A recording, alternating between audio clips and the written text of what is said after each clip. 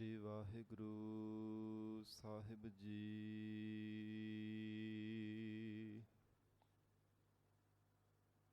ਇੱਕ ਓੰਕਾਰ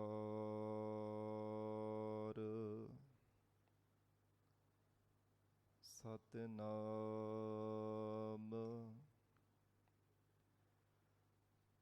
ਕਰਤਾ ਪੁਰਖ ਨਿਰਭਉ ਨਿਰਵੈਰ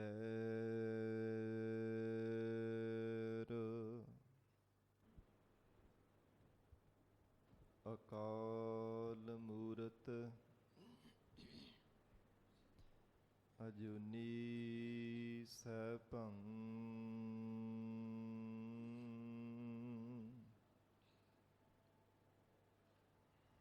ਗੁਰ ਪ੍ਰਸਾਦ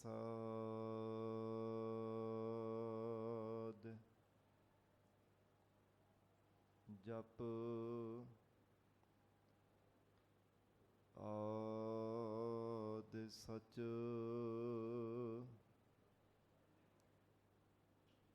ਜੁਗਾਦਿ ਸਚ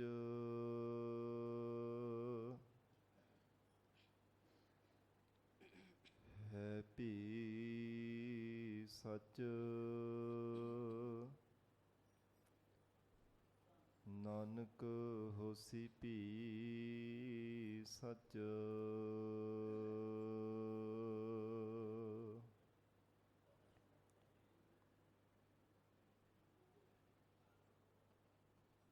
ਕਿਰਪਾ ਕਰਹੁ ਦੀਨ ਕੇ ਦਾਤੇ ਮੇਰਾ ਗੁਣ ਅਵਗੁਣ ਨਾ ਵਿਚਾਰਹੁ ਕੋਈ।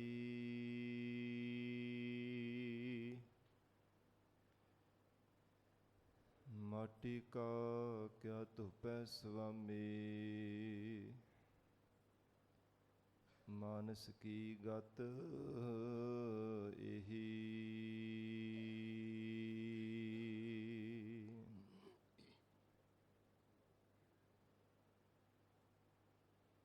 ਸਗਲ ਦਵਾਰ ਕਉ ਛਾਡ ਕੇ ਗਹਿਓ ਤੁਹਾਰੋ ਦਵਾਰ। ਬਾਹੀ ਗਹੇ ਕੀ ਲਾਜ ਆਸ ਗੋਬਿੰਦ ਦਾਸ ਤੁਹਾਰ।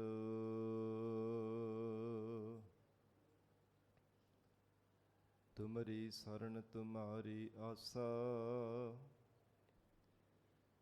ਤੁਮ ਹੀ ਸੱਜਣ ਸੁਹੇਲੇ।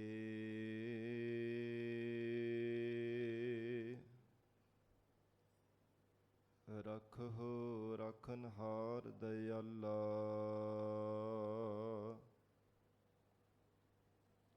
ਨਾਨਕ ਘਰ ਕੇ ਗੋਲੇ।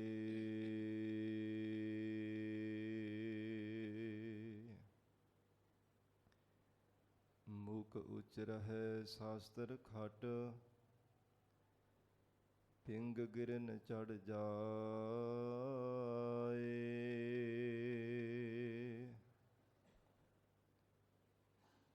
ਅੰਧ ਲਖੈ ਬਦਰੁ ਸੁਣੈ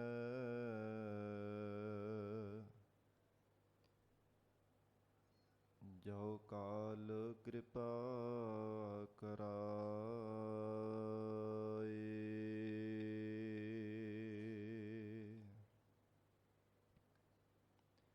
ਕਹਾ ਬੁੱਧ ਪ੍ਰਭ ਤੁਛ ਹਮਾਰੀ ਬਰਨ ਸਕੈ ਮਹਿਮਾ ਜੋ ਤਿਹਾਰੀ।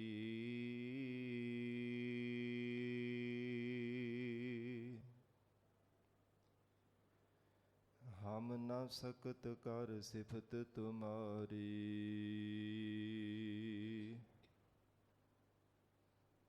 ਆਪ ਲੇਹੋ ਤੁਮ ਕਥਾ ਸੁਧਾਰੀ।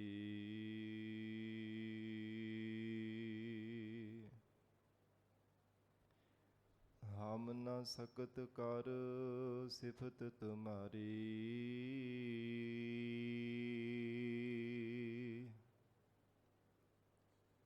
आप लेहो तुम कथा सुधारी।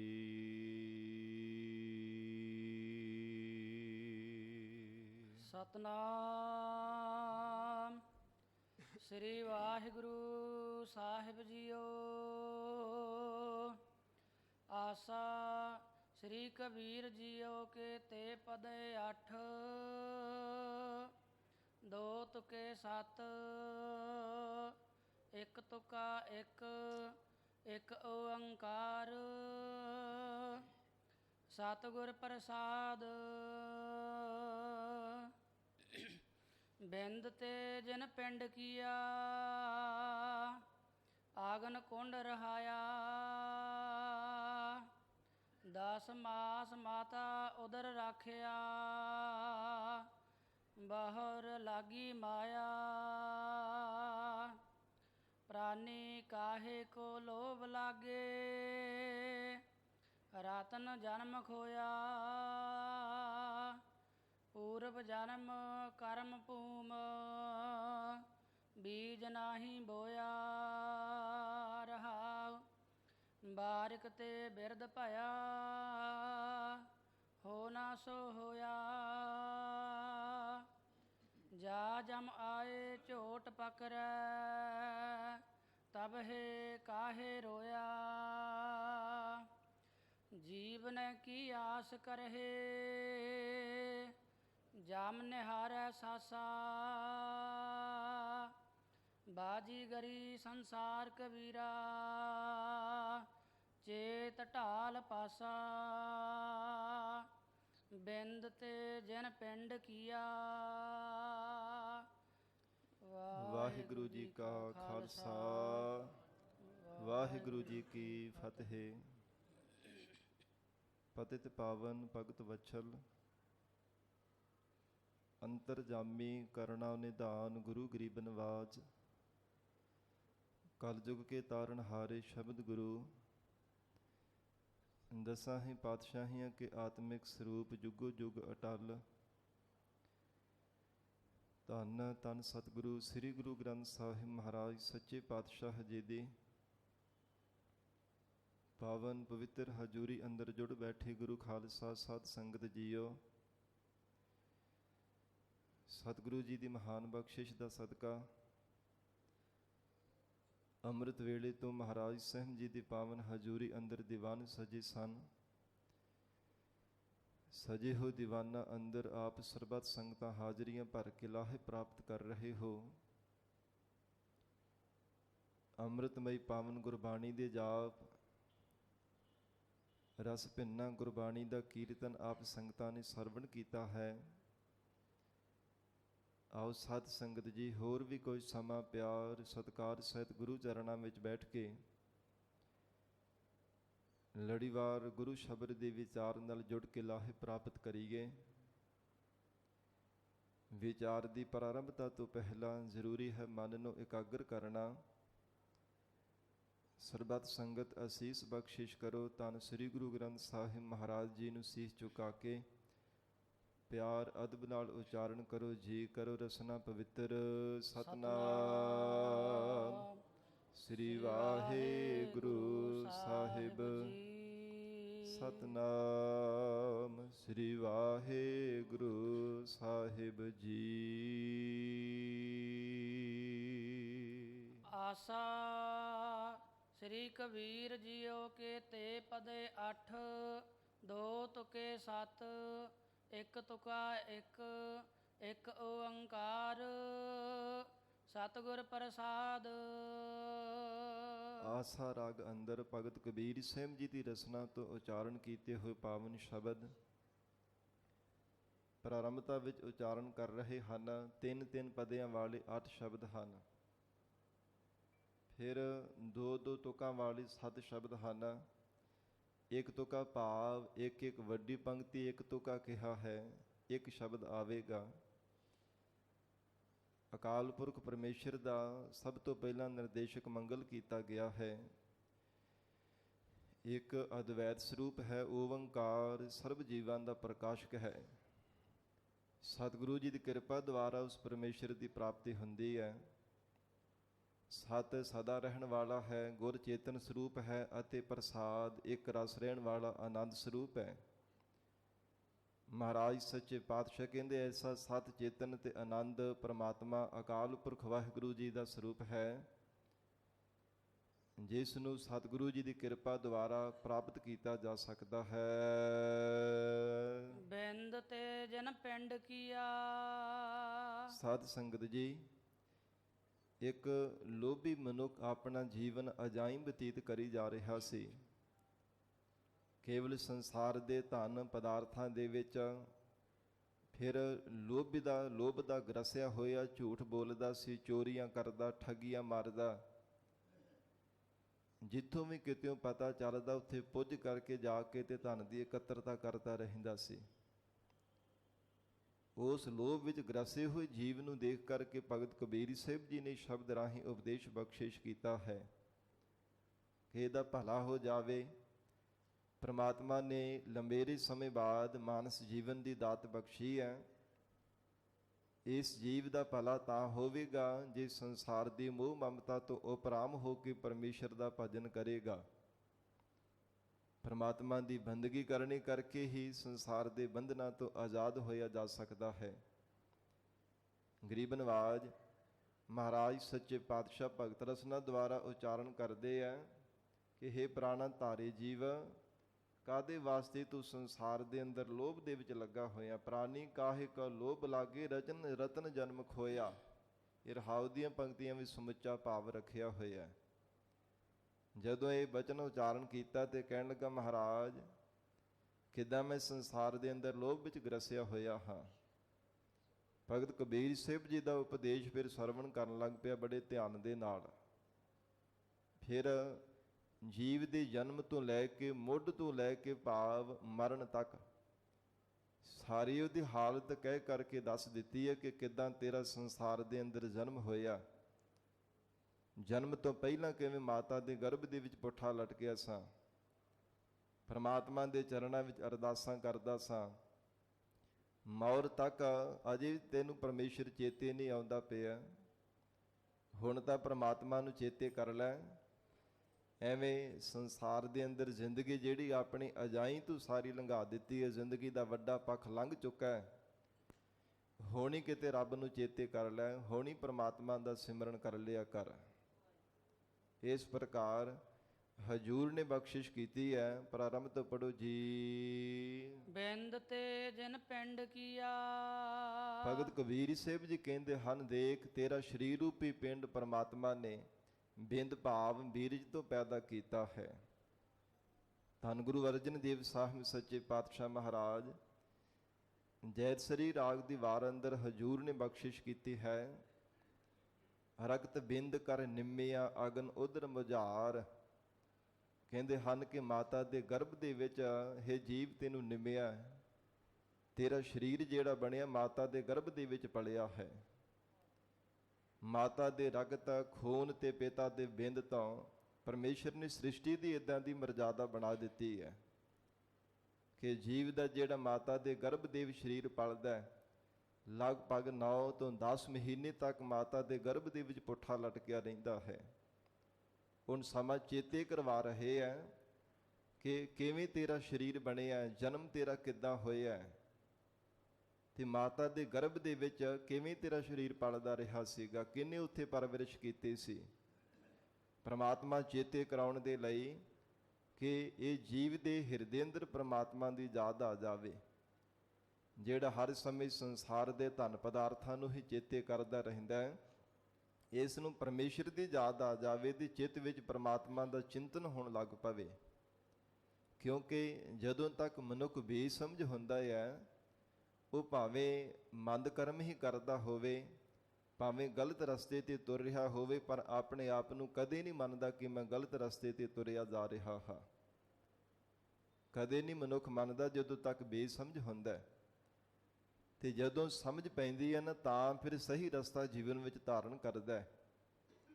ਇਸੇ ਤਰ੍ਹਾਂ ਭਾਵੇਂ ਲੋਭੀ ਮਨੁੱਖ ਹੈ ਨਾ, ਉਹਦਾ ਸੁਭਾਅ ਉੱਥੇ ਕੁ ਜੋ ਟਿਕਿਆ ਹੁੰਦਾ। ਲੋਭ ਦੇ ਵਿੱਚ ਗਰਸਿਆ ਹੋਇਆ ਉਹਨੂੰ ਆਪਣਾ ਪਰਾਇਆ ਕਿਸੇ ਦੀ ਪਹਿਚਾਣ ਨਹੀਂ ਹੁੰਦੀ। ਜੇ ਕੋਈ ਸਮਝਾਉਣ ਦਾ ਵੀ ਯਤਨ ਕਰਦਾ, ਨਹੀਂ ਕਿਸੇ ਦੀ ਸਮਝਾਇਆ ਵੀ ਸਮਝਦਾ, ਬਿਰਤੀ ਉੱਥੇ ਕੋ ਟਿਕੀ ਹੁੰਦੀ ਹੈ। ਭਾਵੇਂ ਸਾਧ ਸੰਗਤ ਜੀ ਚੋਰ ਹੈ, ਚੋਰ ਦਾ ਜਿਹੜਾ ਸੁਭਾਅ ਚੋਰੀ ਕਰਨ ਦੇ ਵੱਲ ਹੀ ਲੱਗਾ ਰਹਿੰਦਾ। ਉਹ ਹਰ ਸਮੇਂ ਦਾਅ ਪੇਚ ਲਾਉਂਦਾ ਰਹਿੰਦਾ, ਕਿਹੜੇ ਢੰਗ ਦੇ ਨਾਲ ਮੈਂ ਇੱਥੋਂ ਚੋਰੀ ਕਰ ਸਕਦਾ। ਇਸੇ ਪ੍ਰਕਾਰ ਕਾਮੀ ਬੰਦਾ ਕਾਮ ਮੰਦੀ ਨਿਸ਼ਨਾ ਜਿਹੜਾ ਨਿਗਾਹ ਦੇ ਨਾਲ ਸੰਸਾਰ ਨੂੰ ਤੱਕਦਾ ਰਹਿੰਦਾ, ਉਹ ਦਮੜੀ ਨਹੀਂ, ਹਰ ਸਮੇਂ ਚਮੜੀ ਤੱਕਦਾ ਰਹਿੰਦਾ। ਪਰਾਏ ਚਾਮੀ ਹਰ ਸਮੇਂ ਦੇਖਦਾ ਰਹਿੰਦਾ ਹੈ, ਕਿਉਂਕਿ ਆਪੋ ਆਪਣਾ ਦੇਖਣ ਦਾ ਨਜ਼ਰੀਆ ਹੈ ਸੰਸਾਰ ਦੇ ਅੰਦਰ।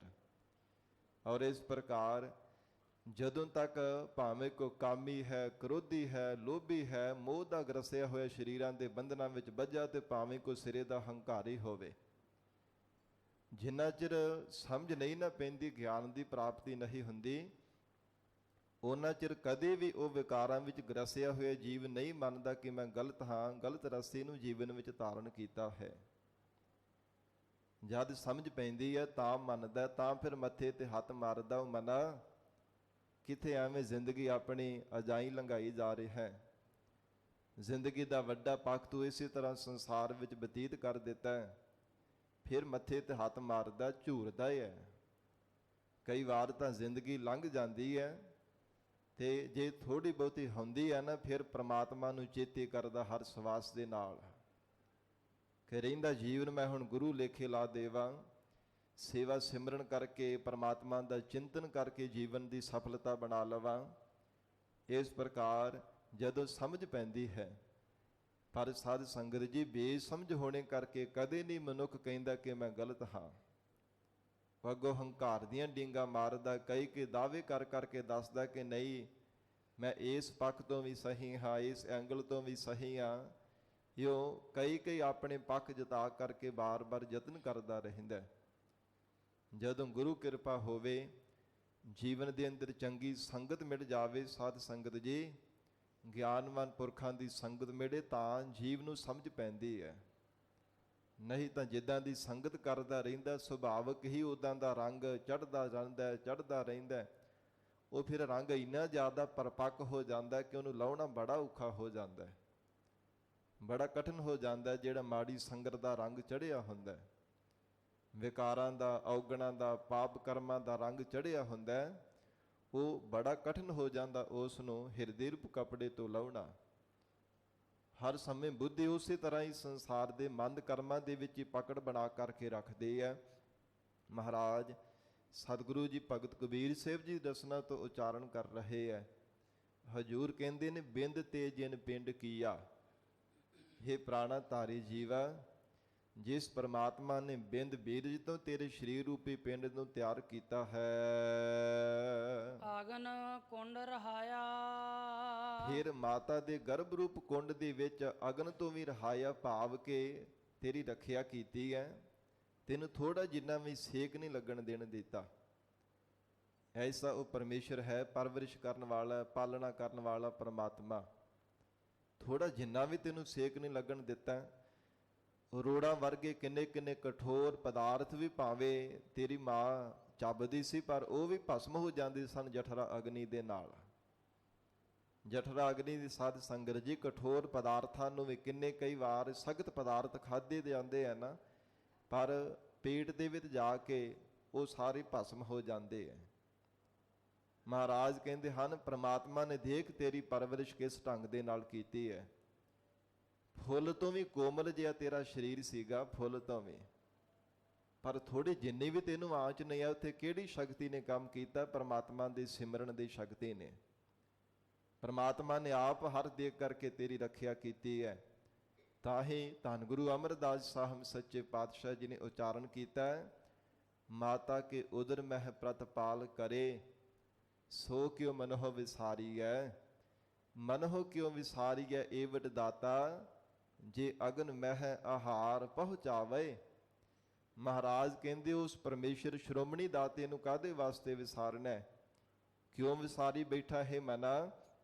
ਜਿਸ ਪ੍ਰਮਾਤਮਾ ਨੇ ਮਾਤਾ ਦੇ ਗਰਭ ਦੇ ਵਿੱਚ ਜਠਰਾ ਅਗਨੀ ਦੇ ਕੋਲ ਵੀ ਤੈਨੂੰ ਖੁਰਾਕ ਦਿੱਤੀ, ਤੇਰੀ ਪਰਵਰਿਸ਼ ਕੀਤੀ ਹੈ, ਤੇਰੀ ਪਾਲਣਾ ਕੀਤੀ ਹੈ, ਤੇਰੇ ਸਰੀਰ ਨੂੰ ਜਠਰਾ ਅਗਨੀ ਤੋਂ ਸੜਨ ਤੋਂ, ਸਿੱਕ ਲੱਗਣ ਤੋਂ ਬਚਾ ਕੇ ਰੱਖਿਆ। ਉਸ ਨੂੰ ਕਿਹ ਪੋਹ ਨ ਸਕੀ, ਜਿਸ ਨੂੰ ਆਪਣੀ ਲਿਵ ਲਾਵੇ। ਮਹਾਰਾਜ ਗਰੀਬ ਨਵਾਜ ਸਤਿਗੁਰੂ ਜੀ ਭਗਤ ਰਸਨਾ ਦੁਆਰਾ ਫਰਮਾਨ ਕਰ ਰਹੇ ਹੈ, ਅਗਨ ਕੁੰਡ ਰਹਾਇਆ। ਹੇ ਪ੍ਰਾਣਾ ਧਾਰੀ ਜੀਵ, ਮਾਤਾ ਦੇ ਗਰਭ ਰੂਪ ਕੁੰਡ ਦੇ ਵਿੱਚ ਪ੍ਰਮਾਤਮਾ ਨੇ ਜਿਹੜੀ ਰੱਖਿਆ ਕੀਤੀ ਹੈ ਸਿਮਰਨ ਦੀ ਦਾਤ ਬਖਸ਼ਿਸ਼ ਕਰਕੇ। ਤੇ ਹੁਣ ਤੂੰ ਐਵੇਂ ਹੰਕਾਰ ਦੀਆਂ ਡੀਗਾ ਸੰਸਾਰ ਦੇ ਵਿੱਚ ਮਾਰਦਾ ਹੈ। 10 ਮਾਸ ਮਾਤਾ ਉਦਰ ਰਾਖਿਆ। 1 2 4 ਨਹੀਂ, 10 ਮਹੀਨੇ ਮਾਤਾ ਦੇ ਗਰਭ ਦੇ ਵਿੱਚ ਤੈਨੂੰ ਰੱਖਿਆ ਹੈ, ਤੇਰੀ ਰੱਖਿਆ ਕੀਤੀ ਹੈ, ਤੇਰੀ ਪਰਵਰਿਸ਼ ਕੀਤੀ ਹੈ। ਪ੍ਰਮਾਤਮਾ ਨੇ ਤੈਨੂੰ ਜਠਰਾ ਅਗਨੀ ਵਿੱਚ ਸੜਨੇ ਤੋਂ ਬਚਾਇਆ ਹੈ। ਬਾਹਰ ਲਾਗੀ ਮਾਇਆ। ਤੇ ਬਾਅਦ ਵਿੱਚ ਕੀ ਹੋਇਆ? ਜਦੋਂ ਜਨਮ ਹੋਇਆ ਸੰਸਾਰ ਵਿੱਚ, ਫਿਰ ਲਿਵ ਛੁੜਕੀ ਲੱਗੀ ਤ੍ਰਿਸ਼ਨਾ, ਮਾਇਆ ਅਮਰ ਵਰਤਾਇਆ। ਫਿਰ ਪ੍ਰਮਾਤਮਾ ਦੇ ਚਰਨਾਂ ਦੇ ਨਾਲੋਂ ਲਿਵ ਟੁੱਟ ਗਈ ਤੇ ਸੰਸਾਰ ਦੇ ਉੱਪਰ ਮਾਇਆ ਨੇ ਆਪਣਾ ਹੁਕਮ ਚਲਾ ਦਿੱਤਾ ਹੈ। ਮਾਇਆ ਦੇ ਵਿੱਚ ਪਰਿਵਰਤਿਤ ਹੋ ਗਿਆ। ਜਨਮਦਿਆਂ ਸਾਰ ਹੀ ਫਿਰ ਰੋਣਾ ਸ਼ੁਰੂ ਕਰ ਦਿੱਤਾ। ਪਹਿਲਾਂ ਕੇਵਲ ਦੁੱਧ ਤੱਕ ਹੀ ਸਾਧ ਸੰਗਤ ਜੀ ਸਮਝ ਹੁੰਦੀ ਹੈ, ਜੀਵ ਨੂੰ ਦੁੱਧ ਦਾ ਗਿਆਨ ਹੁੰਦਾ ਹੈ। ਫਿਰ ਮਾਤਾ, ਫਿਰ ਪਿਤਾ, ਫਿਰ ਭੈਣ ਭਰਾ, ਸਕੇ ਸੰਬੰਧੀਆਂ ਦੀ ਪਹਿਚਾਣ ਆਉਣੀ ਸ਼ੁਰੂ ਹੋ ਜਾਂਦੀ ਹੈ। ਮਹਾਰਾਜ ਸਾਹਿਬ ਜੀ ਦਾ ਬਚਨ ਹੈ, ਪਹਿਲਾ ਪਿਆਰ ਲੱਗਾ ਥਣ ਦੁੱਧ, ਦੂਜਾ ਮਾਏ ਬਾਪ ਕੀ ਸੁਧ, ਤੀਜਾ ਭਈਆ ਭਾਬੀ ਬੇਬ, ਚੌਥਾ ਪਿਆਰ ਉਪੰਨੀ ਖੇਡ, ਪੰਜਵੇਂ ਖਾਣ ਪੀਣ ਕੀ ਧਾਤ। ਫਿਰ ਸਹਿਜੇ ਸਹਿਜੇ ਜੀਵ ਨੂੰ ਸਮਝ ਪਈ ਜਾਂਦੀ ਹੈ। ਤੇ ਜਿਵੇਂ ਜਿਵੇਂ ਵੱਡਾ ਹੋਈ ਜਾਂਦਾ, ਸਮਝ ਪਈ ਜਾਂਦੀ ਹੈ ਸੰਸਾਰ ਦੀ, ਤਿਵੇਂ ਤਿਵੇਂ ਤ੍ਰਿਸ਼ਨਾ ਵੀ ਜੀਵ ਦੀ ਵੱਧਦੀ ਜਾਂਦੀ ਹੈ, ਵੱਧਦੀ ਜਾਂਦੀ ਹੈ। ਕਿਉਂਕਿ ਤ੍ਰਿਸ਼ਨਾ ਦੀ ਕੋਈ ਵੀ ਸੀਮਾ ਨਹੀਂ ਹੈ। ਸੰਸਾਰ ਦੇ ਅੰਦਰ ਕੋਈ ਨਾ ਕੋਈ ਸੀਮਾ ਹੁੰਦੀ ਹੈ, ਹਰ ਇੱਕ ਚੀਜ਼ ਦਾ ਕੋਈ ਨਾ ਕੋਈ ਪੱਖ ਬਣਾਇਆ ਪ੍ਰਮਾਤਮਾ ਨੇ। ਪਰ ਤ੍ਰਿਸ਼ਨਾਲੂ ਬੰਦੇ ਦੀ ਭੁੱਖ ਦੀ ਕੋਈ ਸੀਮਾ ਨਹੀਂ ਕਥਨ ਕੀਤੀ ਜਾ ਸਕਦੀ। ਉਹ ਤਾਂ ਇਹ ਹੈ, ਜਿਵੇਂ ਸਾਧ ਸੰਗਤ ਜੀ ਕੋਈ ਬਾਲਟੀ ਲੈ ਕੇ, ਕੋਈ ਬਰਤਨ ਲੈ ਕੇ ਖੂਹ ਦੇ ਵਿੱਚੋਂ ਭਰਨ ਦਾ ਯਤਨ ਕੀਤਾ ਜਾਵੇ, ਪਰ ਉਹਦਾ ਥੱਲਾ ਨਾ ਹੋਵੇ। ਥੱਲਾ ਸਮਝਦੇ ਆ ਨਾ, ਉਹਦਾ ਥੱਲਾ ਨਾ ਹੋਵੇ ਤੇ ਸਾਧ ਸੰਗਤ ਜੀ ਭਰਨ ਦਾ ਯਤਨ ਕੀਤਾ ਜਾਵੇ ਖੂਹ ਦੇ ਵਿੱਚੋਂ ਕਿ ਮੈਂ ਪਾਣੀ ਭਰ ਕੇ ਬਾਹਰ ਕੱਢ ਲਵਾਂ ਤੇ ਇਹਦੇ ਨਾਲ ਪਿਆਸ ਬੁਝਾਵਾਂਗਾ, ਪਰ ਨਹੀਂ, ਪਿਆਸ ਨਹੀਂ ਬੁਝੇਗੀ, ਕਿਉਂਕਿ ਉਹਦਾ ਥੱਲਾ ਹੀ ਨਹੀਂ ਹੈਗਾ। ਜਿੰਨਾ ਮਰਜ਼ੀ ਯਤਨ ਕਰੀ ਜਾਵੇ, ਬਾਰ-ਬਾਰ ਯਤਨ ਕਰੀ ਜਾਵੇ, ਪਰ ਨਹੀਂ ਪਿਆਸ ਬੁਝਣ ਵਾਲੀ। ਇਸੇ ਤਰ੍ਹਾਂ ਜਿਸ ਹਿਰਦੇ ਰੂਪ ਭਾਂਡੇ ਦਾ ਸੰਤੋਖ ਰੂਪੀ ਥੱਲਾ ਨਹੀਂ ਹੈ ਨਾ, ਉਹ ਕਦੇ ਵੀ ਹਿਰਦਾ ਰੱਜ ਨਹੀਂ ਸਕਦਾ। ਜਿੰਨਾ ਮਰਜ਼ੀ ਕੋਈ ਯਤਨ ਕਰ ਕਰਕੇ ਦੇਖ ਲਵੇ, ਬਿਨਾਂ ਸੰਤੋਖ ਨਹੀਂ ਕੋ ਰਾਜੈ। ਮਹਾਰਾਜ ਕਹਿੰਦੇ ਸਬਰ ਸੰਤੋਖ ਤੋਂ ਬਿਨਾਂ ਕਦੇ ਕੋਈ ਰੱਜਣ ਵਾਲਾ ਨਹੀਂ ਹੈ। ਤੇ ਸੰਤੋਖੀ ਬੰਦੇ ਜੈਸਾ ਕੋਈ ਸੁਖੀ ਵੀ ਸੰਸਾਰ ਦੇ ਅੰਦਰ ਨਹੀਂ ਹੋ ਸਕਦਾ। ਬਿਨ ਸੰਤੋਖ ਨਾ ਔਰ ਸੌਖਾ, ਸਮ ਸੰਤੋਖ ਨਾ ਔਰ ਸੁਖ। ਕਹਿੰਦੇ ਇਹਦੇ ਜੈਸਾ ਕੋਈ ਸੰਤੋਖੀ ਬੰਦਾ ਹੈ ਨਹੀਂ ਮਿਲ ਸਕਦਾ।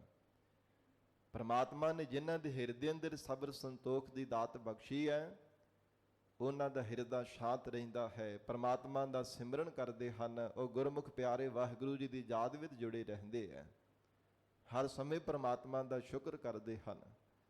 ਗਰੀਬ ਨਵਾਜ ਮਹਾਰਾਜ ਸੱਚੇ ਪਾਤਸ਼ਾਹ ਹਜੂਰ ਕਹਿੰਦੇ ਹਨ ਕਿ ਸੰਸਾਰ ਦੇ ਅੰਦਰ ਜੀਵ ਦਾ ਜਨਮ ਹੋਇਆ, ਬਾਹਰ ਲਾਗੀ ਮਾਇਆ, ਤੇ ਬਾਅਦ ਵਿੱਚ ਸੰਸਾਰ ਦੇ ਰੰਗਾਂ ਰੰਗਾਂ ਦੀ ਮਾਇਆ ਦੇ ਵਿੱਚ ਪਰਿਵਰਤਿਤ ਹੋ ਗਿਆ। ਪਹਿਲਾਂ ਕੇਵਲ ਦੁੱਧ ਦੀ ਤ੍ਰਿਸ਼ਨਾ ਹੁੰਦੀ ਹੈ, ਭੁੱਖ ਲੱਗਦੀ ਤੇ ਰੋਂਦਾ। ਫਿਰ ਮਾਤਾ ਪਿਤਾ ਦੀ ਸਾਧ ਸੰਗਤ ਜੀ ਮੇਰ ਕਰਦਾ ਹੈ, ਫਿਰ ਪਦਾਰਥਾਂ ਦੀ, ਫਿਰ ਖੇਡਣ ਦੀ ਮੇਰ ਕਰਦਾ। ਤ੍ਰਿਸ਼ਨਾ ਵੱਧਦੀ ਜਾਂਦੀ ਹੈ। ਜਿਵੇਂ ਜਿਵੇਂ ਉਮਰ ਵਡੇਰੀ ਹੁੰਦੀ ਜਾਂਦੀ ਹੈ, ਸੰਸਾਰ ਦੀ ਸਮਝ ਆਈ ਜਾਂਦੀ, ਤਿਵੇਂ ਤਿਵੇਂ ਤ੍ਰਿਸ਼ਨਾ ਵੀ ਕਈ ਗੁਣਾ ਵੱਧਦੀ ਜਾਂਦੀ ਹੈ। ਮਹਾਰਾਜ ਕਹਿੰਦੇ ਹੈ ਜੀਵ ਏਦਾਂ ਦੀ ਤੇਰੀ ਹਾਲਤ ਹੈ। ਪ੍ਰਾਨੀ ਕਾਹੇ ਕੋ ਲੋਭ ਲਾਗੇ। ਇਹ ਪ੍ਰਾਣਾ ਧਾਰੀ ਜੀਵ, ਕਾਦੇ ਵਾਸਤੇ ਤੂੰ ਲੋਭ ਦੇ ਵਿੱਚ ਲੱਗਾ ਹੋਇਆ?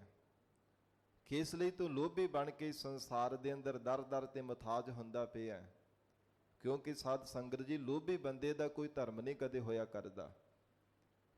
ਲੋਭੀ ਮਨੁੱਖ ਦਾ ਧਰਮ ਨਹੀਂ ਕੋਈ ਵੀ ਹੁੰਦਾ। ਉਹ ਜਿੱਥੋਂ ਨੂੰ 4 ਟਕੇ ਮਿਲ ਗਏ, ਬਸ ਉੱਥੇ ਜਾ ਕੇ ਆਖਣਾ ਕਿ ਮੈਂ ਤੇ ਤੁਹਾਡਾ ਹੀ ਹਾਂ। ਗਰੀਬ ਨਵਾਜ ਮਹਾਰਾਜ ਕਹਿੰਦੇ ਹੈ ਜੀਵ, ਕਾਹੇ ਕੋ ਤੂੰ ਲੋਭ ਲਾਗੇ, ਕਾਹਦੇ ਵਾਸਤੇ ਤੂੰ ਲੋਭ ਦੇ ਵਿੱਚ ਲੱਗਾ ਹੋਇਆ? ਕਿਸ ਕਰਕੇ ਤੂੰ ਸੰਸਾਰ ਦੇ ਅੰਦਰ ਲੋਭੀ ਬਣ ਕੇ ਦਰ ਦਰ ਤੇ ਮੁਹਤਾਜ ਹੁੰਦਾ ਪਿਆ ਹੈ? ਤੂੰ ਸੰਸਾਰ ਦੇ ਅੰਦਰ ਕਿਸੇ ਦੀ ਕਾਨ ਕਨੌਟ ਵੀ ਨਹੀਂ ਕਰਦਾ, ਥੋੜੀ ਬਹੁਤੀ ਲੋਕ ਲੱਜਾ ਵੀ ਨਹੀਂ ਆ ਤੇਰੇ ਮਨ ਦੇ ਅੰਦਰ ਪੈਦਾ ਹੁੰਦੀ। ਹਰ ਸਮੇਂ ਲੋਭ ਦੇ ਵਿੱਚ ਹੀ ਗਰਸਿਆ ਹੋਇਆ। ਤੇ ਲੋਭੀ ਮਨੁੱਖ ਨੂੰ ਮਹਾਰਾਜ ਸ਼ਿਵ ਜੀ ਨੇ ਗੁਰਬਾਣੀ ਵਿੱਚ ਹਲਕਾਏ ਕੁੱਤੇ ਦੀ ਤਰ੍ਹਾਂ ਕਥਨ ਕੀਤਾ। ਲੋਭੀ ਮਨੁੱਖ ਦਾ ਜਿਹੜਾ ਜੀਵਨ ਹੈ ਉਹ ਸਾਧ ਸੰਗਤ ਜੀ ਹਲਕੇ ਹੋਏ ਕੁੱਕਰ ਦੀ ਤਰ੍ਹਾਂ ਹੋਇਆ ਕਰਦਾ।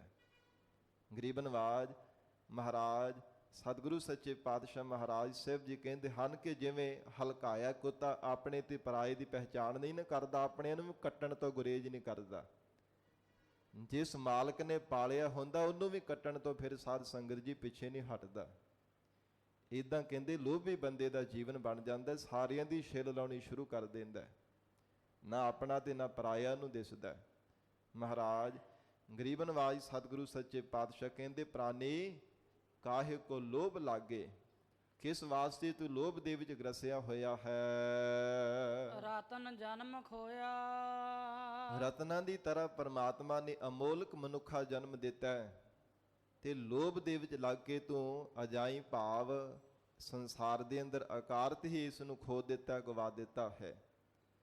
ਜਿਵੇਂ ਸਤਿਗੁਰੂ ਜੀ ਦਾ ਮੁੱਖ ਵਾਕ ਹੈ ਨਾ ਕਿ ਪ੍ਰਮਾਤਮਾ ਨੇ ਇਹ ਜੀਵ ਨੂੰ ਹੀਰਿਆਂ ਵਰਗੀ ਦੇਹ ਦਿੱਤੀ, ਪਰ ਕੌਡੀਆਂ ਦੀ ਤਰ੍ਹਾਂ ਕੌਡੀਆਂ ਦੇ ਭਾਅ ਗਵਾਈ ਜਾ ਰਿਹਾ ਹੈ। ਜਿਵੇਂ ਕੌਡੀ ਦੀ ਕੋਈ ਕਦਰ ਨਹੀਂ ਨਾ ਕਰਦਾ, ਕੋਈ ਮੁੱਲ ਨਹੀਂ ਹੁੰਦਾ, ਇਸੇ ਤਰ੍ਹਾਂ ਮਹਾਰਾਜ ਕਹਿੰਦੇ ਜੀਵ ਦੀ ਹਾਲਤ ਹੈ ਜਿਹੜਾ ਅਗਿਆਤ ਹੈ, ਬੇਸਮਝ ਹੈ। ਕਬੀਰ ਰੈਣ ਗਵਾਈ ਸੋਏ ਕੈ ਦਿਵਸ ਗਵਾਇਆ ਖਾਏ, ਹੀਰੇ ਜੈਸਾ ਜਨਮ ਹੈ ਕੌਡੀ ਬਦਲੇ ਜਾਏ।